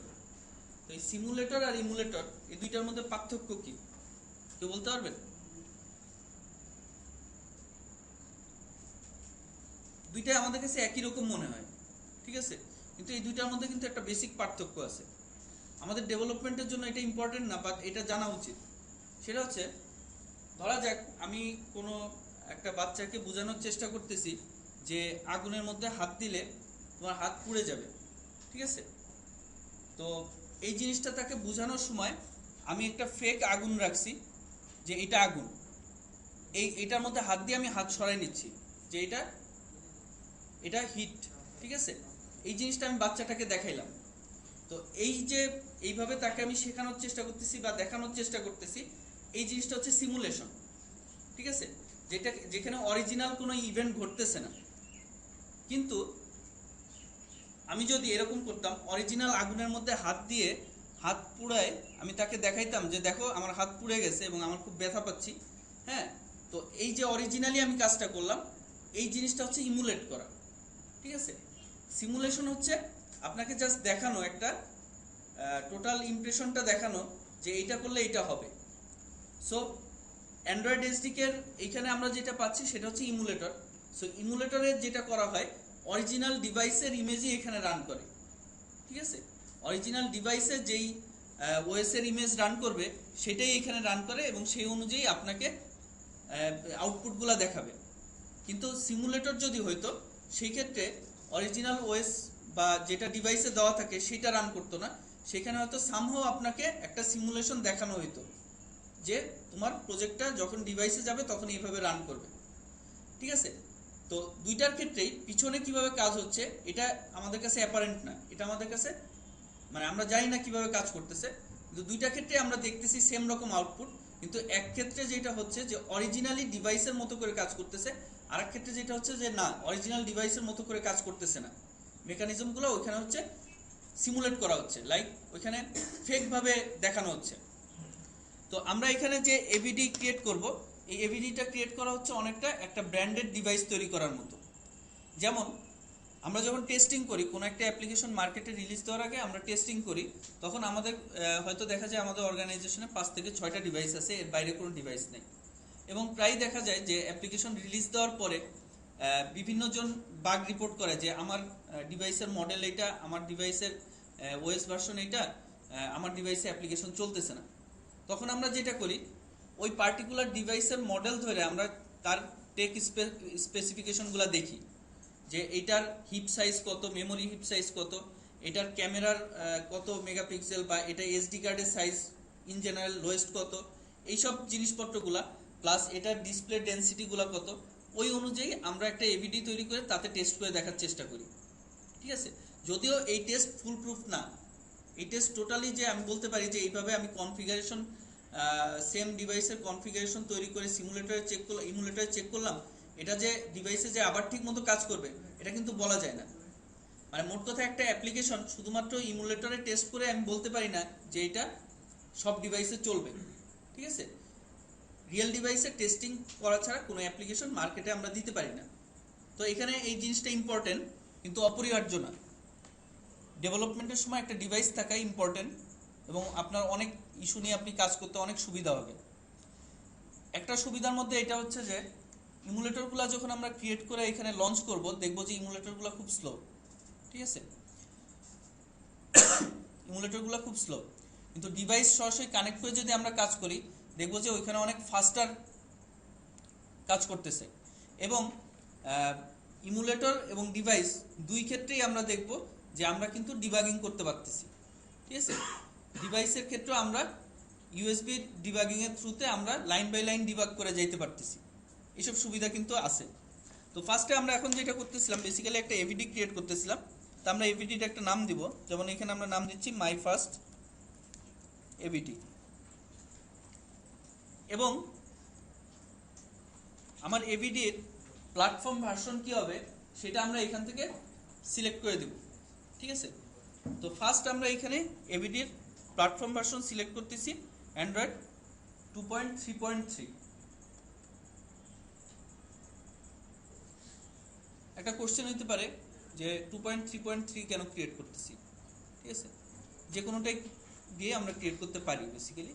তো এখানে 2.3.3 ইউজ করার একটা কারণ হচ্ছে যে মার্কেটে এখন ম্যাক্সিমাম ডিভাইস হচ্ছে আস্তে আস্তে আপনারা দেখবেন এখন রিসেন্টলি অ্যাটলিস্ট 50%-এর উপরে ডিভাইস এখন 2.3.3 বা তার চেয়ে উপরে। ঠিক আছে, এবং 2.3 থেকে একটা ইমপ্রুভমেন্ট, বড় ধরনের ইমপ্রুভমেন্ট অ্যান্ড্রয়েড ডিভাইসে আসছে, সেটা হচ্ছে যে কনকারেন্ট গার্বেজ কালেক্টর। ঠিক আছে, মানে মেমোরি ম্যানেজমেন্টটা একটু এফিশিয়েন্ট করা হয়েছে, ফলে 2.2 ডিভাইসে যেই বা তার নিচের ডিভাইসগুলোতে কোনো একটা অ্যাপ্লিকেশন হয়তো অনেক স্লোয়ার চলতো, সেটা এখন 2.3-তে অনেক ফাস্ট চলে আর কি। ঠিক আছে, যে অ্যাপ্লিকেশনের রান করার যে এক্সিকিউশন ফ্লো সেটা গার্বেজ কালেক্টরের কারণে হল্ট হয়ে যায় না কখনো। ঠিক আছে, তো নেক্সট যেটা হচ্ছে যে এসডি কার্ড। আমরা আমাদের অ্যাপ্লিকেশনে, অনেক অ্যাপ্লিকেশনে এরকম হইতে পারে যে আমাদের এসডি কার্ডে আমাদের কিছু ফাইল সেভ করা লাগে, ঠিক আছে? কোনো একটা ফাইল আমরা ক্রিয়েট করলাম, সেটা আমরা এসডি কার্ডে রাইট করা লাগতে পারে, বা কোনো একটা ইমেজ আমরা ক্যামেরা দিয়ে ক্যাপচার করলাম, সেটাকে আমার সেভ করা লাগতে পারে, অথবা ওয়েব থেকে রিকোয়েস্ট করে কোনো ডাটা নিয়ে আসলাম, বা কোনো একটা ইমেজ ডাউনলোড করলাম, সেটা আমার অ্যাপ্লিকেশনের থ্রুতে আমি চাচ্ছি যে কোথাও সেভ করতে হবে, এবং সেই সেভ করার অপশনটা শুধুমাত্র আছে এসডি কার্ডের মধ্যে। সো আমরা এখানে একটা এসডি কার্ড অপশনে একটা সাইজ দিয়ে দিচ্ছি, যেমন আমি এখানে 1024 মেগাবাইট অর্থাৎ 1 জিবি একটা এসডি কার্ডের সাইজ স্পেসিফাই করে দিচ্ছি। নেক্সট যেটা আরেকটা অপশন, সেটা হচ্ছে স্ক্রিন। স্ক্রিন হচ্ছে বেসিক্যালি, স্ক্রিনে আমরা বলে দিই কিছু টেমপ্লেট আছে এখানে। স্ক্রিনের কিছু টেমপ্লেট আছে। এই টেমপ্লেটগুলো বেসিক্যালি বোঝায় হচ্ছে বিভিন্ন ধরনের ডিভাইসের ডিসপ্লে সাইজ, ঠিক আছে?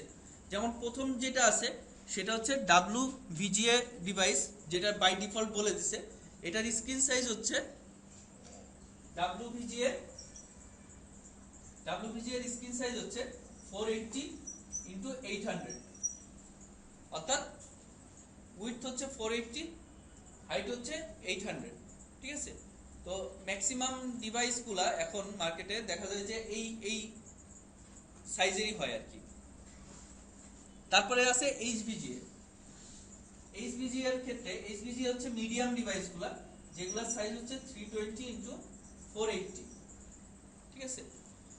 এরপরে আসতেছে QVGA। QVGA হচ্ছে একেবারে ছোট ডিভাইস। দেখবেন যে আমাদের এখানে বসুন্ধরা সিটিতে বা মার্কেটে একটা ডিভাইস পাওয়া যায় যে সনি এরিকসন এক্সপেরিয়া মিনি, খুব ছোট ডিভাইস। হ্যাঁ, এই ডিভাইসটার সাইজ হচ্ছে 240 ইনটু 320, ঠিক আছে? তো এরকম কতগুলা ডিভাইসের সাইজ এখানে আপনাদের দিয়ে দেওয়া আছে। যেমন কিছু কিছু ডিভাইসের সাইজ পাওয়া যায় 480 ইনটু 854।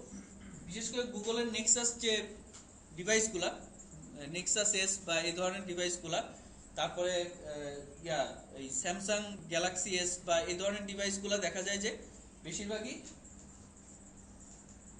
এই কনফিগারেশনে। এবং শুধু কনফিগারেশন বলতে শুধু স্ক্রিন না, আমরা এখানে যেটা করব HVGA এটা সিলেক্ট করব, ঠিক আছে? Medium screen. কারণ ডেভেলপমেন্টের সময় একটা স্ট্র্যাটেজি হচ্ছে যে আমরা ডেভেলপ করব মিডিয়াম স্ক্রিনের জন্য, এবং সেই সাথে সাপোর্ট দিব হচ্ছে বড় স্ক্রিন এবং ছোট স্ক্রিনের জন্য।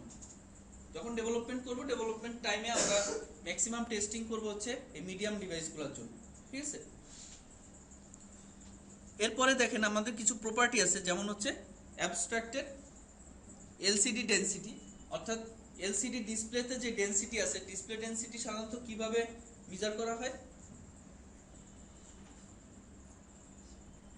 পার ইঞ্চিতে পিক্সেল কতগুলা, হ্যাঁ, পিক্সেল পার ইঞ্চ বা এরকম কিছু জিনিসপত্র দিয়ে।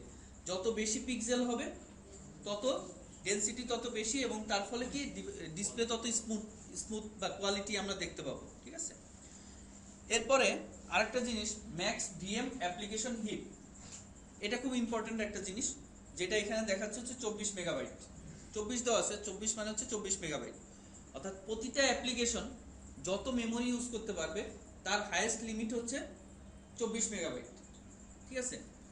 তো এখানে এটা নিয়ে অনেক পারফরম্যান্স অপটিমাইজেশনে অনেক কিছু চলে আসে, মেমোরি অপটিমাইজেশন, পারফরম্যান্স অপটিমাইজেশনে অনেক কিছু চলে আসে।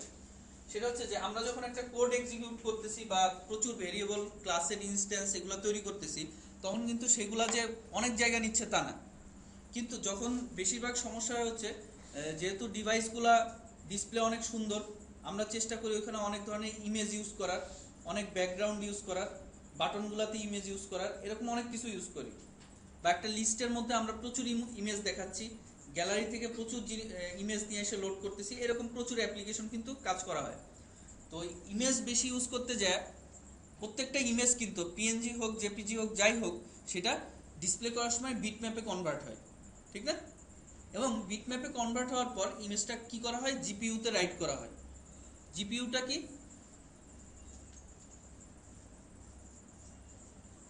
গ্রাফিক্যাল প্রসেসিং ইউনিট, তাই না? সিপিইউ এর পাশাপাশি এখন কিন্তু জিপিইউ আলাদা হয়। আপনারা দেখবেন আপনাদের পিসিতে যে গ্রাফিক্স কার্ডগুলো আছে সেগুলোর কিন্তু র্যাম আছে আলাদা, ঠিক না? পুরান যুগের গ্রাফিক্স কার্ডগুলো কি করতো, আপনার পিসির যে র্যাম আছে সেই র্যামটা শেয়ার করতো, ঠিক না? এখন কিন্তু শেয়ার র্যাম ইউজ করা হয় না, গ্রাফিক্যাল প্রসেসিং ইউনিটটা টোটালটা আলাদা, এবং এগুলোর জন্য দেখবেন যে কুলিং সিস্টেমও থাকে আলাদা, ঠিক আছে? মানে টোটাল জিনিসটাকে আপনার প্রসেসরের উপর অনেক হেডেক কিন্তু কমাই দেওয়া হয়। প্যারালাল সে গ্রাফিক্যাল প্রসেসিং গুলা কিন্তু জিপিইউ করে থাকে, ফলে মানে এই দেখা যায় যে অনেক হাই টেক গেমগুলা আমরা আমাদের পিসিতে অনেক স্মুথলি রান করতে পারতেছি, ঠিক আছে? তো VM size, VM heap size যেটা, সেটা হচ্ছে যে যখন আমরা অনেক ইমেজ ইউজ করি তখন সেই ইমেজগুলোকে, বিটম্যাপগুলোকে যদি আমরা ঠিকমতো হ্যান্ডেল না করি, বিটম্যাপগুলোকে যদি মেমোরি থেকে রেফারেন্স সরাই না দিই, তাইলে অনেক সময় কি প্রবলেম হয় যে ওভারফ্লো করে হিপ, এবং দেখা যায় যে অ্যাপ্লিকেশন আউট অফ মেমোরি টাইপের এক্সেপশন দিচ্ছে, ঠিক আছে? সো এফিসিয়েন্সির একটা ব্যাপার চলে আসে। এবং একটা জিনিস চিন্তা করেন, আমরা যখন মিডিয়াম একটা ডিভাইস ইউজ করতেছি, এটার ডিসপ্লেতে কোনো কিছু দেখানোর জন্য যে মেমোরিটুকু দরকার, আমরা যদি অ্যান্ড্রয়েড বেস ট্যাবলেট ইউজ করি, সেই ট্যাবলেটটা কিন্তু অনেক বড়, সেই ট্যাবলেটের জন্য কিন্তু এই সেম ডিসপ্লে দেখানোর জন্য আরো প্রায় দেখা যাচ্ছে 4-5 গুণ মেমোরি বেশি দরকার হয়ে পড়তেছে। সো এই হিপ সাইজের কথা চিন্তা করে আমরা যখন কোডিং করব তখন আমাদের অনেক কিছু চিন্তা করতে হবে। যদিও আমাদের এই কোর্সের কন্টেন্ট যেগুলা, আমরা যে বেসিকগুলা শিখবো, সেখানে এই ধরনের খুব একটা পরিস্থিতি আসবে তা না, স্টিল এই প্র্যাকটিসটা আমাদের ধরে রাখতে হবে, কারণ আমরা পরবর্তীতে হয়তো আমাদের অনেকে গেমস ডেভেলপমেন্ট করব, ঠিক আছে? বা আমরা অনেক বেশি গ্রাফিক্স ইন্টেন্সিভ বিভিন্ন সিমুলেশনের কাজ করব, তো সেই সব ক্ষেত্রে যে এই মেমোরি জিনিসটা বা হিপ সাইজ জিনিসটা অনেক ক্রিটিক্যাল হয়ে যাবে। তো 24 ফিক্স না, এটা আমি চাইলে এডিট করে দিতে পারি, হ্যাঁ। কিন্তু কথা হচ্ছে কি, মার্কেটে যে ডিভাইসগুলি আছে সেগুলোর লোয়ার লিমিট হচ্ছে 24। তো আমরা যখন কাজ করব তখন আমরা ওর্স্ট সিচুয়েশনে কাজ করব, ঠিক আছে? আর ট্যাবলেটগুলোর জন্য এটা 48 মেগাবাইটের একটা ইয়ে আছে। আর আরেকটা জিনিস আছে, অ্যান্ড্রয়েড 3.0 থেকে একটা জিনিস দেওয়া হয়েছে, সেটা হচ্ছে যে এমন হইতে পারে আপনি অ্যাডোবি ফটোশপের একটা ট্যাবলেট ভার্সন বানাচ্ছেন, তো এইখানে আপনি ইমেজ তৈরি করতেছেন, প্রচুর লেয়ার আসতেছে, হ্যাঁ। ফটোশপে আমরা দেখি না অনেক লেয়ার আসতেছে, সেই লেয়ারে বিভিন্ন জিনিস, এগুলো তো মেমোরিতে সব রাখতে হবে। তো এটা দেখা যাচ্ছে যে আপনার ওই 48 মেগাবাইটেও হচ্ছে না। তখন যেটা করা যায়, অ্যান্ড্রয়েড 3.0 থেকে একটা অপশন দেওয়া আছে, আপনি এক্সট্রা কিছু মেমোরি চাইলে এটা স্পেসিফাই করে দিতে পারেন কোডিং এর মধ্যে, যে আমার কিছু মেমোরি এক্সট্রা দরকার হতে পারে, ঠিক আছে? তো এই জিনিসগুলো অনেক পরের ব্যাপার, আমরা দ্রুত আগে যাই। এখানে যে টপিকসটা আমরা দেখতেছিলাম, তো এখানে আমরা ক্রিয়েট এভিডি,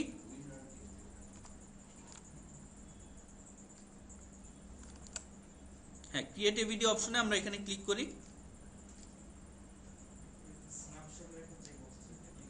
আচ্ছা, স্ন্যাপশট এনেবল থাকুক না থাকুক, দেখা যায় যে আমরা স্ন্যাপশট নিতেই পারি ডিভাইসে, ঠিক আছে? এটা সমস্যা হয় না, হ্যাঁ, ওটা আমি দেখাবো, অসুবিধা নেই। তো এখানে আমাদের একটা মাই ফার্স্ট এভিডি এটা ক্রিয়েট হয়েছে।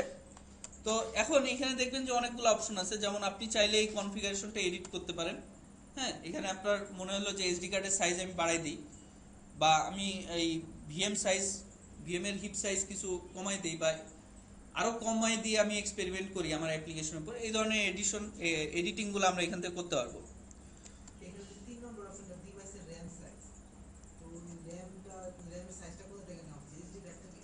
না, র্যামের সাইজ এসডি কার্ড থেকে না, এটা ইন্টারনাল মেমোরি থেকে। ইন্টারনালি তার একটা র্যাম থাকে, এসডি কার্ড হচ্ছে অনেকটা হার্ড ডিস্কের মতো, ঠিক আছে? এক্সটার্নাল মেমোরি, ঠিক আছে? ইমুলেটরের এবং ডিভাইসের এদের ইন্টারনাল একটা মেমোরি থাকে, যেখানে অ্যাপ্লিকেশনগুলো ইনস্টল হয়, তারপরে যেখানে আপনার ডাটা রাখা হয় কিছু, তারপরে র্যাম, যেটা র্যাম পিসির ক্ষেত্রে যেভাবে কাজ করে, হ্যাঁ, ঠিক সেইভাবে এর একটা ইন্টারনাল মেমোরি এবং র্যাম থাকে। কারণ আপনার ভিএম যখন কোড এক্সিকিউট করবে তখন কি করবে, বাইট কোডগুলোকে তো তার ইয়েতে র্যামে নিয়ে আসতে হবে, নিয়ে এসে তারপর লাইন বাই লাইন তার এক্সিকিউট করতে হবে, ঠিক না? তো সো তার ইন্টারনাল মেমোরির সাথে একটা র্যামও থাকা লাগবে। কারণ আমরা যখন পিসিতে দেখি যে কোডগুলা, আমরা যখন সিতে একটা কোড করলাম, ঠিক আছে, বা যে বাইট কোডগুলো, অবজেক্ট কোডগুলা, এই কোডগুলা কি করা হয়, মেশিন কোডগুলা কোথায় লোড হয়, র্যামের মধ্যে লোড হচ্ছে, তারপর লাইন বাই লাইন তার অ্যাড্রেস স্পেসের মধ্যে লাইন বাই লাইন এক্সিকিউট করতেছে সে পরপর, তাই না? তাহলে এখানে যদি আমি RAM সাইজটা বাড়ায় দিই তাহলে ধরুন আমাদের পিসিতে লো কনফিগারেশনে স্পিড কি বাড়বে, জিবিএস কমবে? না, এটা ইমুলেটরের ক্ষেত্রে আপনি কোনো ধরনের ইমপ্রুভমেন্ট পাবেন না। না, র্যাম সাইজ, আচ্ছা এখানে একটা ব্যাপার আছে, আমরা মনে করি যে র্যাম সাইজ বাড়লে পিসির স্পিড বাড়ে, ঠিক না? এটা কেন হয় বলেন তো?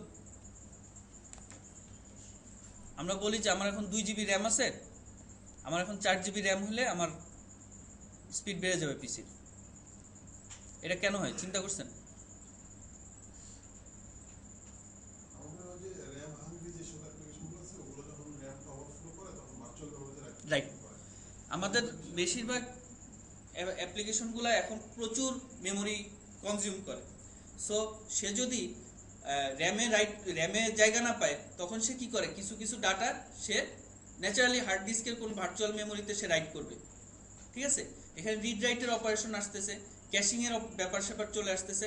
এই জিনিসগুলো তখন কি হচ্ছে, ওই অ্যাপ্লিকেশনগুলো স্লো হয়ে যায়।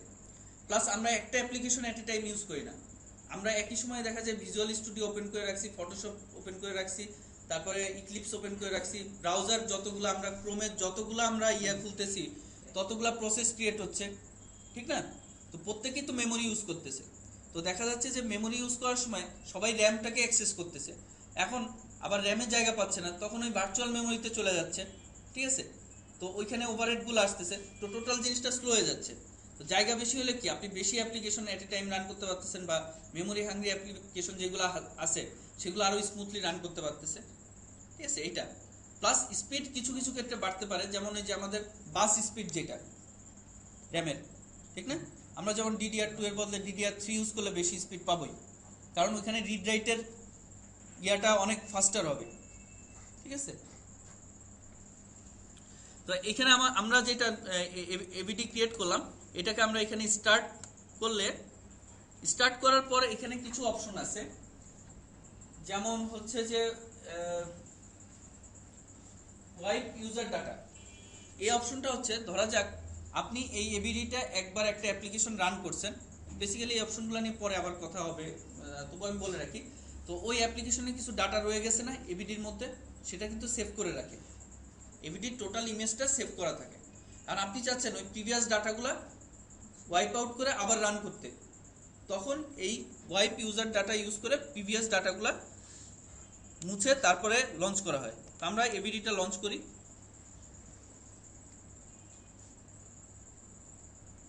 এবং এই ভার্চুয়াল ডিভাইস ম্যানেজারটা আমি ক্লোজ করে দিচ্ছি। তো এবিডি লঞ্চ করার পরে এই এবিডি লঞ্চ হতে একটু সময় নেয়, ঠিক আছে? দেখা যায় যে বেশ টাইম নিতেছে।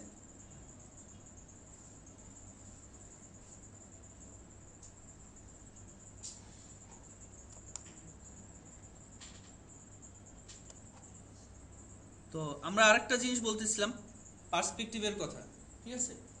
তো আমরা ডিডিএমএস এর কথা বলছি, ওইটা নিয়ে আমরা একটু কথা বলবো। সেটা হচ্ছে যে আমরা ওপেন পার্সপেক্টিভ যে অপশনটা আছে এটা প্রেস করলে দেখেন আদার একটা অপশন আছে, ওপেন পার্সপেক্টিভ আদার। এটার মধ্যে আমরা একটা অপশন এখানে দেখতে পাবো, সেটা হচ্ছে ডিডিএমএস, ঠিক আছে? এই ডিডিএমএস পার্সপেক্টিভটা আমরা এখন ওপেন করব।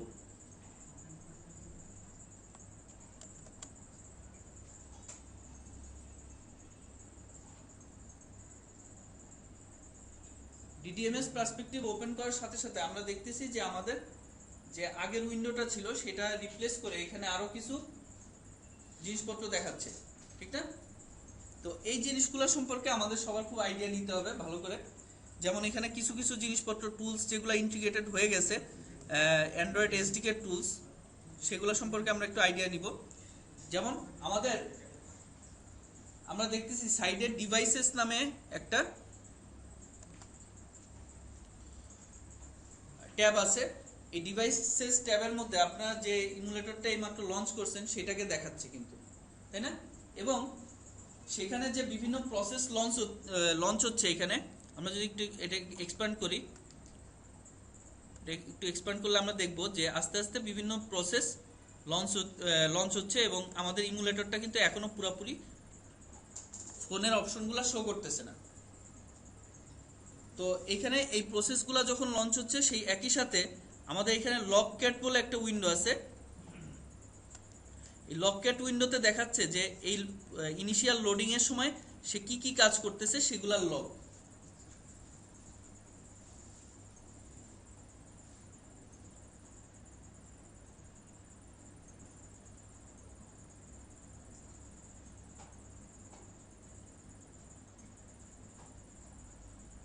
আমরা এখানে দেখতেছি যে একটার পর একটা প্রসেস এখানে স্টার্ট হচ্ছে এবং এখানে সেই লগে আমরা সেগুলার ইয়েগুলা দেখতে পাচ্ছি, ইভেন্টগুলার, এবং প্রত্যেকটা ইয়াগুলার প্রসেসগুলার একটা করে আইডি সেগুলা পাশে শো করতেছে।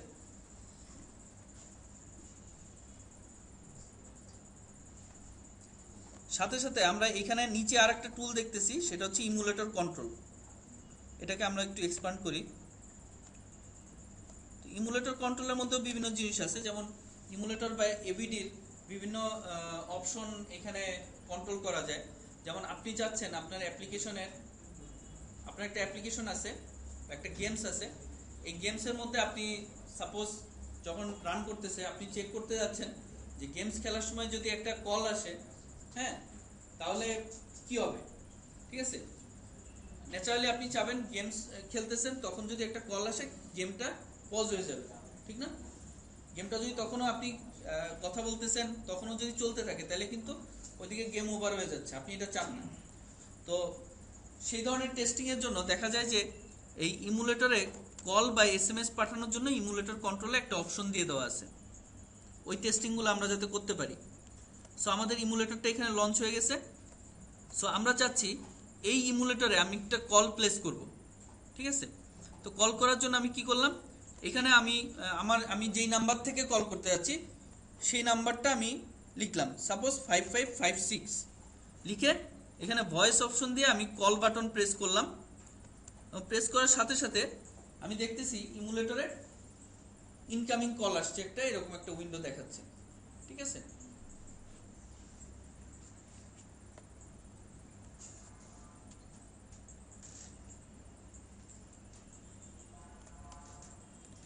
আবার এখানে নেক্সট যে অপশনটা আছে, ধরা যাক আমি এখন একটা এসএমএস টেস্ট করে, ধরা যাক আমার এরকম একটা অ্যাপ্লিকেশন আছে যে আমি আমার ফোনে এসএমএস দিয়ে বিভিন্ন ধরনের কমান্ড দিব এবং বিভিন্ন কাজ করাবো। লাইক আমি চাচ্ছি আমার ফোনে একটা এসএমএস পাঠাবো, সেই এসএমএস আমি কমান্ড দিব যে তুমি এখন একটা ছবি তুলো, ঠিক আছে। ফোনে কমান্ড দিয়ে আমি বিভিন্ন কাজ করাবো এসএমএস দিয়ে। হয়তো ক্যামেরাটা আমার দূরে আছে, সিনারিওটা এরকম হইতে পারে, বার্ড ওয়াচার থাকে না, তারা হয়তো করতেছে যে খুব দূর থেকে, অনেক দূরে পাখির বাসার কাছে তার মোবাইলটা প্লেস করে দিয়ে আসছে, ঠিক আছে। এখন সে দূর থেকে তার ফোনে একটা করতে ব্লুটুথ রেঞ্জের বাইরে, তো তার একটা কমান্ড পাঠাইতে হবে, সে একটা এসএমএস দিয়ে কমান্ড পাঠাচ্ছে, কমান্ড পাঠায় একটা ছবি ক্যাপচার করতেছে। তো এরকম একটা সিনারিওর একটা অ্যাপ্লিকেশন আপনি তৈরি করছেন। তো এই অ্যাপ্লিকেশনটা আপনার টেস্ট করা দরকার। তো আপনি এসএমএস কমান্ডগুলো কাজ করতেছে কিনা সেটা চেক করার জন্য আপনি চিন্তা করলেন যে এসএমএস টেস্ট করবেন। তো আমরা এখানে একটা টেস্ট এসএমএস পাঠাই আমাদের এবিডির কাছে, সেন্ড, এবং আমরা এখানে দেখব যে উপরের নোটিফিকেশন বারে একটা এসএমএস আসছে, টেস্ট এসএমএস।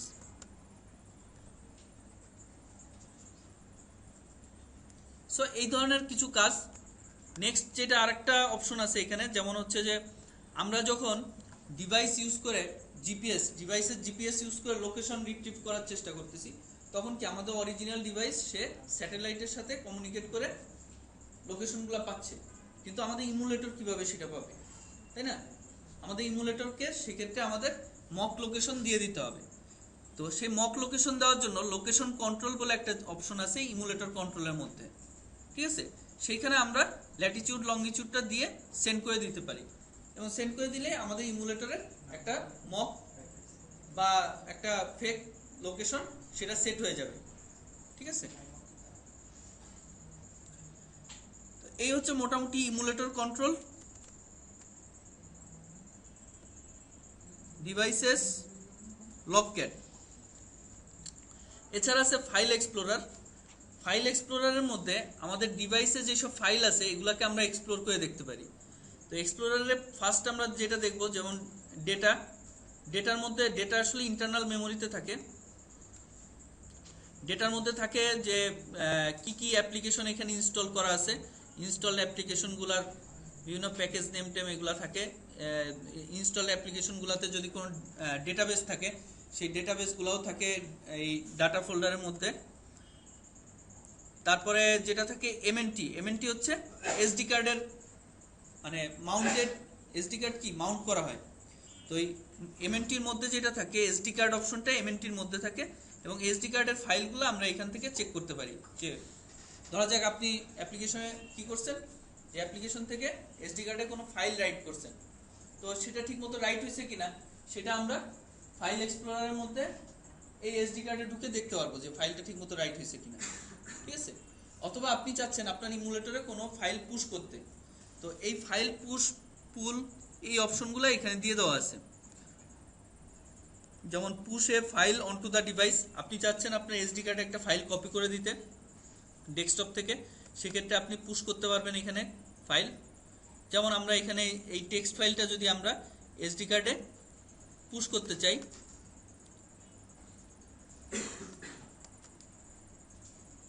দেখা যাচ্ছে যে এই ফাইলটা এখানে চলে আসছে, ঠিক আছে। আবার এই ফাইলটাকে আমি পুল করে নিয়ে আসতে চাই, পুল করে আমি ডেস্কটপে সেভ করতে যাচ্ছি, আমি ফাইলটা এখানে নিয়ে আসতে পারলাম। অর্থাৎ ডিভাইসের এসডি কার্ডে আমি কোনো ফাইল যদি রাইট করি সেগুলোকে আবার আমি ডেস্কটপে নিয়ে যেতে পারবো। ডিভাইস বলতেছি কিন্তু এখানে বেসিক্যালি ইমুলেটর নিয়ে কাজ করা হচ্ছে, ঠিক আছে। ডিভাইসের ক্ষেত্রে আমরা যেটা করতে পারবো, আমরা ইউএসবি কানেক্ট করে সরাসরি তার এসডি কার্ডে পেন ড্রাইভের মতো করে অ্যাক্সেস করতে পারবো বেসিক্যালি, ঠিক আছে। এছাড়া সিস্টেমের মধ্যে দেখবেন যে বিভিন্ন অ্যাপ্লিকেশন যেগুলো ইনস্টলড অ্যাপ্লিকেশন আছে সেগুলো সরাসরি এখানে থাকে। যেমন আমাদের প্রোগ্রাম ফাইলস থাকে না ডেস্কটপে, যে আমরা কোনো সফটওয়্যার ইনস্টল করলে প্রোগ্রাম ফাইলসে ওগুলার রিলেটেড ইয়েগুলো তৈরি হয়ে যায়, সেরকম এখানে সেই ইনস্টল যে অ্যাপ্লিকেশনগুলো সেগুলো দেখাচ্ছে। তারপরে ডিফল্ট ফন্ট যেগুলো দিয়ে দেওয়া আছে, ঠিক আছে, ফন্টগুলা বা এই ধরনের জিনিসপত্রগুলো আমরা সিস্টেমের মধ্যে পাচ্ছি। তো এই হচ্ছে মোটামুটি ফাইল এক্সপ্লোরার, অ্যালোকেশন ট্র্যাকার, এটা আমরা কাজ করার সময় দেখব। হিপ, থ্রেডস, এগুলো আমরা কাজ করার সময় পরবর্তীতে দেখব। তো মোটামুটি আমাদের এনভায়রনমেন্ট সেটআপ শেষ এবং এনভায়রনমেন্ট সম্পর্কে আমরা একটা আইডিয়াও পাইছি। এখন আমরা দেখি যে আমাদের এনভায়রনমেন্ট সেটআপটা ঠিক আছে কিনা, এটা দেখার জন্য আমরা একটা প্রজেক্ট ক্রিয়েট করে দেখব, ঠিক আছে। আমরা একটা হ্যালো ওয়ার্ল্ড প্রজেক্ট এখানে ক্রিয়েট করব। তো প্রজেক্টটা ক্রিয়েট করার জন্য আমরা প্রথমে ফাইল, নিউ প্রজেক্ট, সেখানে অ্যান্ড্রয়েড অপশনে যে আমরা একটা কয়েক রকম প্রজেক্ট ক্রিয়েট করা যায়, যেমন Android project, Android sample project এবং অ্যান্ড্রয়েড টেস্ট প্রজেক্ট।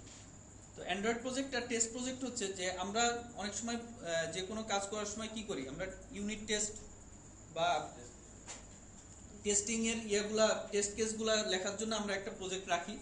তো এই টেস্ট কেসগুলোর জন্য, ইউনিট টেস্ট বা টেস্ট কেসগুলোর জন্য অ্যান্ড্রয়েড টেস্ট প্রজেক্টও আপনি প্যারালাল ক্রিয়েট করতে পারেন।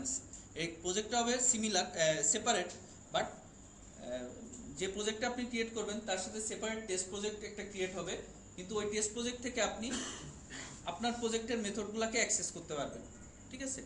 তো আমরা এখানে সিম্পল একটা অ্যান্ড্রয়েড প্রজেক্ট ক্রিয়েট করতেছি।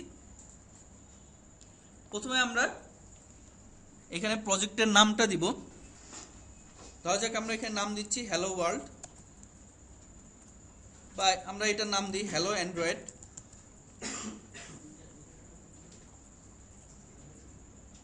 এবং এখানে দেখেন কয়েকটা অপশন আছে, যেমন প্রথম অপশনটা হচ্ছে create new project in workspace, তারপর বলা হচ্ছে create project from existing source, অথবা create project from existing sample. তো আপনি ধরা যাক চিন্তা করলেন আমরা যে স্যাম্পল প্রজেক্টগুলো দেখলাম, সেই স্যাম্পল প্রজেক্টগুলো যদি আমি ইম্পোর্ট করে দেখতে চাই, আমরা এই অপশন দিয়ে যে সেখান থেকে সিলেক্ট করে প্রজেক্টগুলো দেখতে পারি। তো আমরা ফার্স্টে নিউ প্রজেক্ট একটা ক্রিয়েট করতেছি এবং প্রজেক্টের ডিফল্ট লোকেশন হচ্ছে যে আমাদের ওয়ার্ক স্পেস, তার মধ্যে একটা ফোল্ডার ক্রিয়েট হবে হ্যালো অ্যান্ড্রয়েড বা প্রজেক্টের যে নাম সেই নামে, এবং তার মধ্যে যে প্রজেক্টটা ক্রিয়েট হবে। দেন নেক্সট, এখানে আমরা সিলেক্ট করব যে আমরা যে অ্যাপ্লিকেশনটা ক্রিয়েট করতেছি সেটার টার্গেট এসডিকে ভার্সনটা কি হবে। তো টার্গেট এসডিকে ভার্সন এখানে আমরা 2.3.3 দিচ্ছি। নেক্সট, এখানে অ্যাপ্লিকেশনের নেম যেটা সেটা দিতে হবে। তো অ্যাপ্লিকেশনের নেম হচ্ছে কোনটা, অ্যাপ্লিকেশনের নেম আর প্রজেক্ট নেম সেমও হতে পারে, ডিফারেন্ট হতে পারে। এমন হতে পারে আমি একটা প্রজেক্ট নেম দিচ্ছি কিন্তু আমার অ্যাপ্লিকেশনের নেমটা ডিফারেন্ট। যেমন অ্যাপ্লিকেশনের নেমটা আপনার কোথায় দেখাবে, যেমন আমরা যদি হোম স্ক্রিনে যাই, এখান থেকে লঞ্চারে যাই, এখানে আইকনের নিচে যে এই নামগুলো দেখাচ্ছে এটা হচ্ছে অ্যাপ্লিকেশনের নাম। সো এখানে আমরা অ্যাপ্লিকেশন নেম সেম রাখতেছি। এরপরে যেটা হচ্ছে প্যাকেজ নেম। তো প্যাকেজ নেমটা অ্যান্ড্রয়েডের জন্য খুব ইম্পর্টেন্ট, কারণ আপনার অ্যাপ্লিকেশনটা আলটিমেটলি কোনো না কোনো মার্কেটে যাবে, তাই না? তো মার্কেটে একটা অ্যাপ্লিকেশনকে ইউনিকলি আইডেন্টিফাই করা হয় প্যাকেজ নেম দিয়ে। তার মানে আপনার অ্যাপ্লিকেশনের প্যাকেজ নেমটা ইউনিক হওয়া দরকার। তো আপনি কিভাবে এনশিওর করবেন যে ইউনিক হবে? ঠিক আছে, তো জাভার প্যাকেজ নেমের জন্য প্যাকেজ নেমগুলোকে ইউনিক করার জন্য একটা স্ট্র্যাটেজি আছে, ঠিক না? কেউ বলতে পারবেন কি? আমরা তো জানি যে প্রত্যেকটা অর্গানাইজেশনের বা প্রত্যেকটা এন্টিটির কি থাকে, একটা করে ডোমেইন থাকে। তো ওই ডোমেইন নেম যেটা সেটা তো ইউনিক, তাই না? যেমন ধরা যাক আমার কোম্পানির নাম হচ্ছে সেন্টিনেল সলিউশনস লিমিটেড এবং আমার একটা ডোমেইন আছে সেটা হচ্ছে sentinelbd.com। সো আমি যখন আমার কোনো অ্যাপ্লিকেশন কি ইউনিক বানাইতে হয় তখন আমি কি করি, com.sentinelbd. এখন কিন্তু আমি জানি আমার প্যাকেজ নেম আমি কি কি দিছি আমার অর্গানাইজেশনের মধ্যে। সো আমি একটা গেমস ক্রিয়েট করতেছি, তখন আমি প্যাকেজ নেমের মধ্যে ফার্স্টে দেই গেমস, দেন আমি কি করি ওই গেমসটার নাম দিয়ে দিই। ঠিক আছে, সো এখন কিন্তু এই প্যাকেজ নেম ইউনিক হইতে বাধ্য, ঠিক না? সো এখানে আমরা যেটা করব, আমরা প্যাকেজ নেম দিব com.basistraining. আমরা এটার নাম দিই হ্যালো। ঠিক আছে, এখন আমরা সবাই যদি সেম নাম দিই কোনো সমস্যা নেই, কারণ আমাদের অ্যাপ্লিকেশনগুলো মার্কেটে যাচ্ছে না। ঠিক আছে, এবং এখানে দেখেন একটা অপশন বলতেছে যে ক্রিয়েট অ্যাক্টিভিটি, এবং সেখানে হ্যালো অ্যান্ড্রয়েড অ্যাক্টিভিটি নামে বাই ডিফল্ট একটা নাম দিয়ে দিছে। তো প্রজেক্টটা ক্রিয়েট হয়ে যাওয়ার পর আমরা এটা এক্সপ্লেন করব। তো এখানে আমরা জাস্ট দেখি যে ক্রিয়েট অ্যাক্টিভিটি অপশনে আমরা একটা হ্যালো অ্যান্ড্রয়েড অ্যাক্টিভিটি নাম দিয়ে একটা অ্যাক্টিভিটি ক্রিয়েট করতেছি। এবং এখানে আরেকটা জিনিস দেখেন, মিনিমাম এসডিকে ভার্সন। ঠিক আছে, তো মিনিমাম এসডিকে ভার্সনটা কি, এখানে মিনিমাম কোন এসডিকে তে চলবে অ্যাপ্লিকেশনটা সেটা আমরা স্পেসিফাই করে দিব। আমাদের টার্গেট ছিল 2.3.3 বা এপিআই লেভেল 10। প্রত্যেকটা এসডিকে ভার্সনের সাথে কিন্তু একটা এপিআই লেভেল আছে। যেমন অ্যান্ড্রয়েড 1.6 এর জন্য এপিআই লেভেল হচ্ছে 4, অ্যান্ড্রয়েড 2.2 এর জন্য এপিআই লেভেল হচ্ছে 8, 2.3.3 এর জন্য এপিআই লেভেল হচ্ছে 10। তো এখানে বাই ডিফল্ট 10 আসছে, কিন্তু আমরা এখানে যেটা করব এপিআই লেভেল মিনিমাম দিব হচ্ছে 4, কারণ আমি চাই যে বেশি ডিভাইসে আমার অ্যাপ্লিকেশনটা চলুক। ঠিক আছে, এবং আমার টার্গেট ভার্সন যদিও 2.3, মিনিমাম ভার্সন হচ্ছে 4 বলতে হচ্ছে কিন্তু 1.6, এটা কিন্তু 2.3 এর উপরের সব ডিভাইসেও কিন্তু চলবে। ঠিক আছে, অর্থাৎ আমি চাচ্ছি 2.2 এর 3 এর উপরের ডিভাইসগুলোতেও চলুক এবং অ্যান্ড্রয়েড 1.6 পর্যন্ত চলুক, এর নিচে আমি চাই না যে চলুক, 1.5 এ চলুক এটা আমি চাই না। এক্ষেত্রে একটা প্রশ্ন, আমরা যখন ইমুলেটর তৈরি করছি তখন কিন্তু আমরা করছি হলো যে 2.3 এর চাইতে লোয়ার দিই, এর চাইতে লোয়ার দেই সেক্ষেত্রে চলার সমস্যা হবে না। না, সেই ক্ষেত্রে এটা হচ্ছে আমি অপশন ক্রিয়েট করে রাখছি যে এই অ্যাপ্লিকেশনটা 2.3 তে তো চলবেই, কিন্তু যদি কোনো ইমুলেটর আমরা ক্রিয়েট করি এখন 1.6 দিয়ে তাতেও চলবে। ঠিক আছে, মিনিমাম কোনটাতে চলবে। ঠিক আছে, তো এখানে আমরা টেস্ট প্রজেক্ট ক্রিয়েট করব না, এখানে আমরা সরাসরি ফিনিশ দিয়ে দিচ্ছি।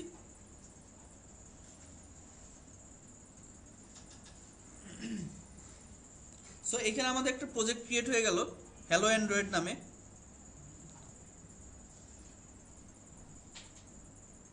হ্যাঁ, এখানে প্রজেক্ট ক্রিয়েট হয়ে গেছে এবং এই প্রজেক্টটা ওপেন করলে আমরা দেখতেছি সোর্স আছে, রিসোর্স আছে, তারপরে অ্যান্ড্রয়েড 1.6, আচ্ছা হ্যাঁ 1.6, তারপরে এই এই এই বিভিন্ন একটা মোট কথা একটা প্রজেক্টের স্ট্রাকচার এখানে আমরা দেখতেছি, ঠিক আছে। এবং সোর্সের ভিতরে আমরা যে প্যাকেজ নেমটা দিছিলাম সেই প্যাকেজ নেমটা আছে। তার ভিতরে আমরা দেখছিলাম যে ক্রিয়েট অ্যাক্টিভিটি অপশনে হ্যালো অ্যান্ড্রয়েড অ্যাক্টিভিটি একটা নাম দিছিলাম, সেই নামে একটা ডট জাভা ফাইল তৈরি হয়েছে, ঠিক না? আচ্ছা, আর এখানে একটা অ্যান্ড্রয়েড ম্যানিফেস্ট এক্সএমএল ফাইল। এখন আমরা যেটা করব, আমরা অ্যাপ্লিকেশনটা রান করে দেখব। আমাদের যে উইজার্ড, এই উইজার্ড দিয়ে যে প্রজেক্টটা ক্রিয়েট করলাম, এই প্রজেক্টটাই আমরা রান করে দেখব যে কি অবস্থা, ঠিক আছে। তো এই রান করার জন্য আমরা এই উপরে যে রান অপশনটা আছে, রানের ডান দিকে একটা অ্যারো আছে, হ্যাঁ, এই অ্যারোতে প্রেস করে আমরা রান কনফিগারেশনস, যেটা রান কনফিগারেশনস, ওইখানে যাব। বেসিক্যালি আমরা একটা রান কনফিগারেশন ক্রিয়েট করে ওইটা দিয়ে বারবার রান করব, ঠিক আছে। তো আমাদের রান কনফিগারেশনের মধ্যে আমরা চাচ্ছি যে ক্রিয়েট করতে একটা অ্যান্ড্রয়েড অ্যাপ্লিকেশনের রান কনফিগারেশন। সো আমরা অ্যান্ড্রয়েড অ্যাপ্লিকেশন সিলেক্ট করলাম। এখানে আমরা প্লাস বাটন ক্রিয়েট করে একটা নতুন কনফিগারেশন ক্রিয়েট করতে পারি, অথবা আমরা যেটা করতে পারি, এখানে ডাবল ক্লিক করলেই একটা নতুন কনফিগারেশন ক্রিয়েট করার অপশন চলে আসবে। সো এই নিউ কনফিগারেশনটার আমরা একটা নাম দিই, এটার নাম আমরা দিলাম হ্যালো টেস্ট, ঠিক আছে। এবং আমরা কোন প্রজেক্টটা, আমাদের ওয়ার্ক স্পেস তো অনেকগুলো প্রজেক্ট থাকতে পারে, কোন প্রজেক্টটা আমরা টেস্ট করতে যাচ্ছি, আমরা ব্রাউজ করে হ্যালো অ্যান্ড্রয়েড প্রজেক্টটা এখানে শো করে দিই।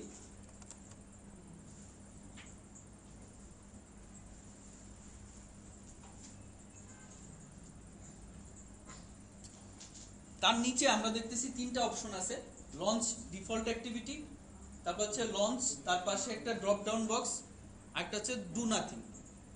তো প্রথম দুইটা অপশনে যেটা করবে, সে একটা স্ক্রিন লঞ্চ করে অ্যাপ্লিকেশনটাকে ইমুলেটরে ইনস্টল করে সে লঞ্চ করে দেখাবে। আর নিচের অপশনটা যেটা করবে ডু নাথিং, সে শুধু ইমুলেটরের মধ্যে আপনার অ্যাপ্লিকেশনটাকে ইনস্টল করবে, কিন্তু লঞ্চ করবে না, ঠিক আছে।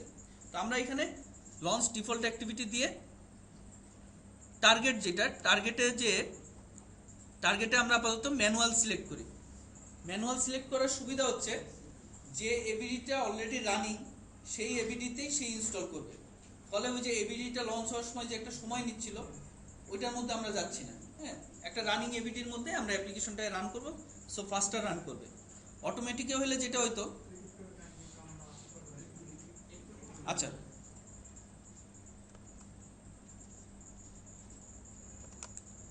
আচ্ছা এখানে আমরা একটা রান কনফিগারেশন ক্রিয়েট করতেছি, ঠিক আছে।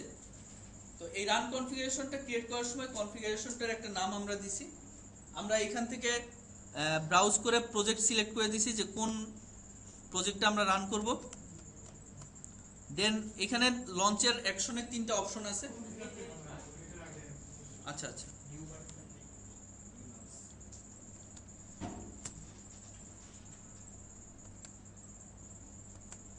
আমরা রান করার জন্য এই রান কনফিগারেশনস, যেটা এই কনফিগারেশনসে আসলাম। তো আমরা আসলে বেসিক্যালি অ্যাপ্লিকেশন ওয়াইজ হয়তো রান বাটনে প্রেস করে সরাসরি রান করবে, বাট আমরা একটু ভিতরের ইয়েটা দেখতে যাচ্ছি। সরাসরি রান বাটনে প্রেস করলেই সেটা রান করবে অ্যাপ্লিকেশন, বাট আমরা ভিতরে দেখতে যাচ্ছি যে কনফিগারেশন ক্রিয়েট করে কিভাবে রিপিটেডলি শুধু কনফিগারেশন রান করা যায়, ঠিক আছে। তো এখানে যে অ্যাপ্লিকেশনটা আমরা রান করব সেটা অ্যান্ড্রয়েড অ্যাপ্লিকেশন, সো আমাদের কনফিগারেশনটা হবে অ্যান্ড্রয়েড অ্যাপ্লিকেশনের জন্য। তো এটা আমরা সিলেক্ট করলাম এবং নতুন কনফিগারেশন ক্রিয়েট করার জন্য উপরে প্লাস চিহ্ন দেওয়া একটা আইকন আছে, এটা প্রেস করতে পারি, অথবা অ্যান্ড্রয়েড অ্যাপ্লিকেশন এটাতে ডাবল ক্লিক করতে পারি। সো এখানে আমাদের একটা নিউ কনফিগারেশন ক্রিয়েট হচ্ছে। কনফিগারেশনটার আমরা একটা নাম দিচ্ছি সে হ্যালো টেস্ট, এবং কোন প্রজেক্টটা আমরা এখন প্রজেক্টটার জন্য রান কনফিগারেশন ক্রিয়েট করতেছি। আমাদের ওয়ার্ক স্পেসে অনেকগুলো প্রজেক্ট থাকতে পারে, তার মধ্যে কোনটা সেটা আমরা এখান থেকে সিলেক্ট করে দিলাম, হ্যালো অ্যান্ড্রয়েড। নেক্সট যেটা, সেটা হচ্ছে লঞ্চ অ্যাকশন। যেগুলা লঞ্চ অ্যাকশনের মধ্যে আমি বলছি যে দুইটা অপশন আছে, উপরে লঞ্চ ডিফল্ট অ্যাক্টিভিটি এবং লঞ্চ, আর নিচে একটা আছে সেটা হচ্ছে ডু নাথিং। তো উপরের দুইটা অপশনে যেটা করে, আমরা যে ইমুলেটরে রান করব সেই ইমুলেটরে প্রথমে অ্যাপ্লিকেশনটাকে ইনস্টল করা হবে, ঠিক আছে। এর মাঝখানে একটা প্রসিডিউর আছে, ইনস্টলেশনের মাঝখানে যে বিল্ড করা, ওইটাতে আমরা পরে আসতেছি। অ্যাপ্লিকেশনটা রান করার সময় প্রথমে যে এক্সিকিউটেবল ফাইলটা তৈরি হয়েছে সেই এক্সিকিউটেবল ফাইলটা আছে হচ্ছে, এক্সিকিউটেবল ফাইলটা কোথায় আছে আমরা দেখাই।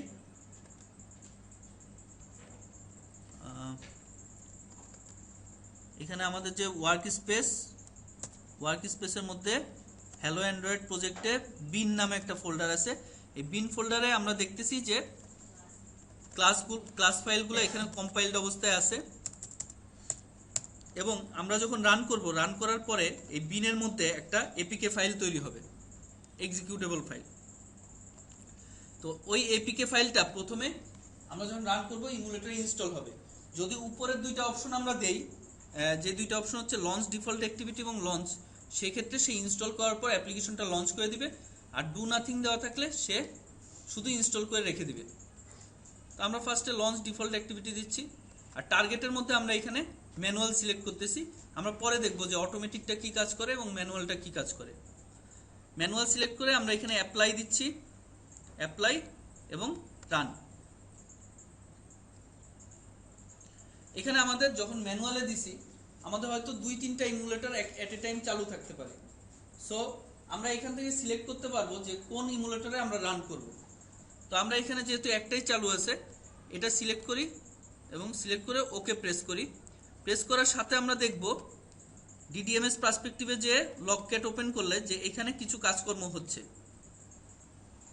এবং এই ডিভাইসেসের মধ্যে এসে দেখব যে আমাদের অ্যাপ্লিকেশনটা কিন্তু অলরেডি প্রসেস লিস্টে বা অ্যাপ্লিকেশন লিস্টে দেখাচ্ছে যে com.basistraining.hello, ঠিক আছে। এবং লকক্যাটের মধ্যে দেখেন, লকক্যাটের মধ্যে এখানে একটা লগ আসছে ডিসপ্লেড com.basistraining.hello/hello অ্যান্ড্রয়েড অ্যাক্টিভিটি, ঠিক আছে। এবং আমরা যদি এখন ইমুলেটরটা ওপেন করি, এখানে আমরা দেখব যে হ্যালো অ্যান্ড্রয়েড নামে একটা প্রজেক্টের একটা উইন্ডো শো করতেছে, যেখানে লেখা আছে hello world hello Android activity, ঠিক আছে। অর্থাৎ একটা লেবেল, স্ক্রিনের মধ্যে একটা লেবেল জাস্ট শো করছে, আর কিছু না। এবং টাইটেল বারে প্রজেক্টের নামটা, অ্যাপ্লিকেশনের নামটা শো করতেছে। সো এই অ্যাপ্লিকেশন থেকে আমরা যদি বের হয়ে যেতে চাই, সেক্ষেত্রে আমাদের দুইটা অপশন আছে। এক হচ্ছে আমরা ব্যাক বাটন প্রেস করে বের হইতে পারি, অথবা হোম বাটন প্রেস করে বের হইতে পারি। তো আমরা ব্যাক বাটন প্রেস করে এখানে বের হয়ে যাচ্ছি। বের হইলে আমরা ডেস্কটপে আসলাম, হোম স্ক্রিনে আসলাম। আবার যদি আমরা লঞ্চারে যাই তাহলে দেখব যে ইনস্টলড অ্যাপ্লিকেশনগুলোর মধ্যে আমাদের হ্যালো অ্যান্ড্রয়েড অ্যাপ্লিকেশনটাও কিন্তু শো করতেছে। এটা আবার আমরা এখান থেকে লঞ্চ করতে পারবো, ঠিক আছে। সো এই হচ্ছে মোটামুটি আমরা আমাদের হ্যালো ওয়ার্ল্ড প্রজেক্টটা এখানে আমরা রান করে দেখলাম। সো এই প্রজেক্টের স্ট্রাকচার বা প্রজেক্টটা সম্পর্কে আমরা আরো ডিটেল, প্রত্যেকটা কম্পোনেন্ট সম্পর্কে আমরা ডিটেল ডিসকাস করব। আমরা একটা ব্রেক নিব 15 মিনিটসের, এরপর আমরা ব্যাক করে আমরা দেখব যে প্রজেক্টের স্ট্রাকচার সম্পর্কে ডিটেল।